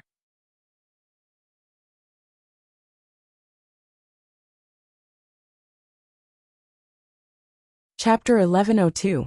Wang Huiying picked it up and looked at it. It was a comparison of her and Bei Yunj's results. Although Bei Yunj's team's results were slightly inexperienced in many areas, the key content was completely better than hers. Wang Huiying bit her lip. Her face was burning with pain, but it didn't affect her mood. Su Jihuan doesn't have the ability to beat me. I don't want to hear your explanation. I only want the results. Wang Hui's gaze was malicious. He sneered. Wang Huiying, you can't even compare to this kind of trash team. Do you still expect your name to go down in history? His words fell. Soon, Wang Hui's anger subsided slightly. He said again, Huiying, you disappoint me too much. Wang Huiying gritted her teeth. Su Jihuan, that group of trash, beat me this time just by luck. She took a deep breath, her eyes filled with stubbornness and cold pride. I underestimated them. Wang Huiying, this is the last time. You know what it means to be first this time. With that, Wang Hui left with a flick of his sleeves. When Seng Qi and the others arrived, they only saw Wang Huiying's eyes red and one side of her cheek red and swollen. Huiying, you what's wrong? Wang Huiying didn't speak. She just stood up slowly. Her tone was cold and sarcastic. This time, I'm going to crush that group of trash Su Jihuan into the mud. Seng Qi and the others inexplicably didn't dare to look at Wang Huiying. This was the first time they saw Wang Huiying's gloomy face. The library. Bei Yunj had just reached the 6th floor when she was suddenly stopped by someone. Girl. Bei Yunj turned and saw Oz looking at her coldly. This gloomy image was very much like a big villain, who killed people like flies. But in the next moment, Oz just threw a cushion to her. Don't dirty the cushion. Bei Yunj's lips curved. Thank you, old master. Hearing this, Oz didn't leave like before. Instead, he was silent for a moment and said, You won. I can give you the information. But you really don't want to be the successor of 191. Even if 191 lost, there's still no research institute that can compare to 191. Bei Yunj was unmoved. Seeing this, Oz's eyebrows twitched and he threw another book at her. Bei Yunj flipped through the contents. This was even more valuable than the scientific data and information left behind by Shernani. The author's name was J.H. Do you like this guy's book? Oz asked tentatively. Bei Yunj's eyebrows twitched. He didn't expect Confederation 191 to have such a high standard of books. Oz knew Bei Yunj would like it. After all, very few people knew that the number 1 genius of Confederation 191 wasn't Shernani, but this foreign student. You sold it to me? Bei Yunj asked. Oz almost interrupted this guy's train of thought. If you get first place in the competition, I will give you all of this person's books. Bei Yunj's eyes flickered with a dark light. A moment later, she returned the book to Oz. I'm sorry. I promised my master that I wouldn't join Confederation 191. Oz also began to hate this girl's cleverness. He was even angered by her cerebral palsy master to the point that his heart ached. Which dog was this girl's master? He actually didn't let his disciple join Confederation 191? The finals were coming. After Su Jihuan came back from drawing lots, Tang Yi and the others looked at the theme and report order, and almost stopped breathing. There were a total of 10 themes and 9 teams to choose from. You're tuning in to the Journey of the Soul YouTube channel. Don't forget to subscribe and join us on this journey to catch the most captivating stories.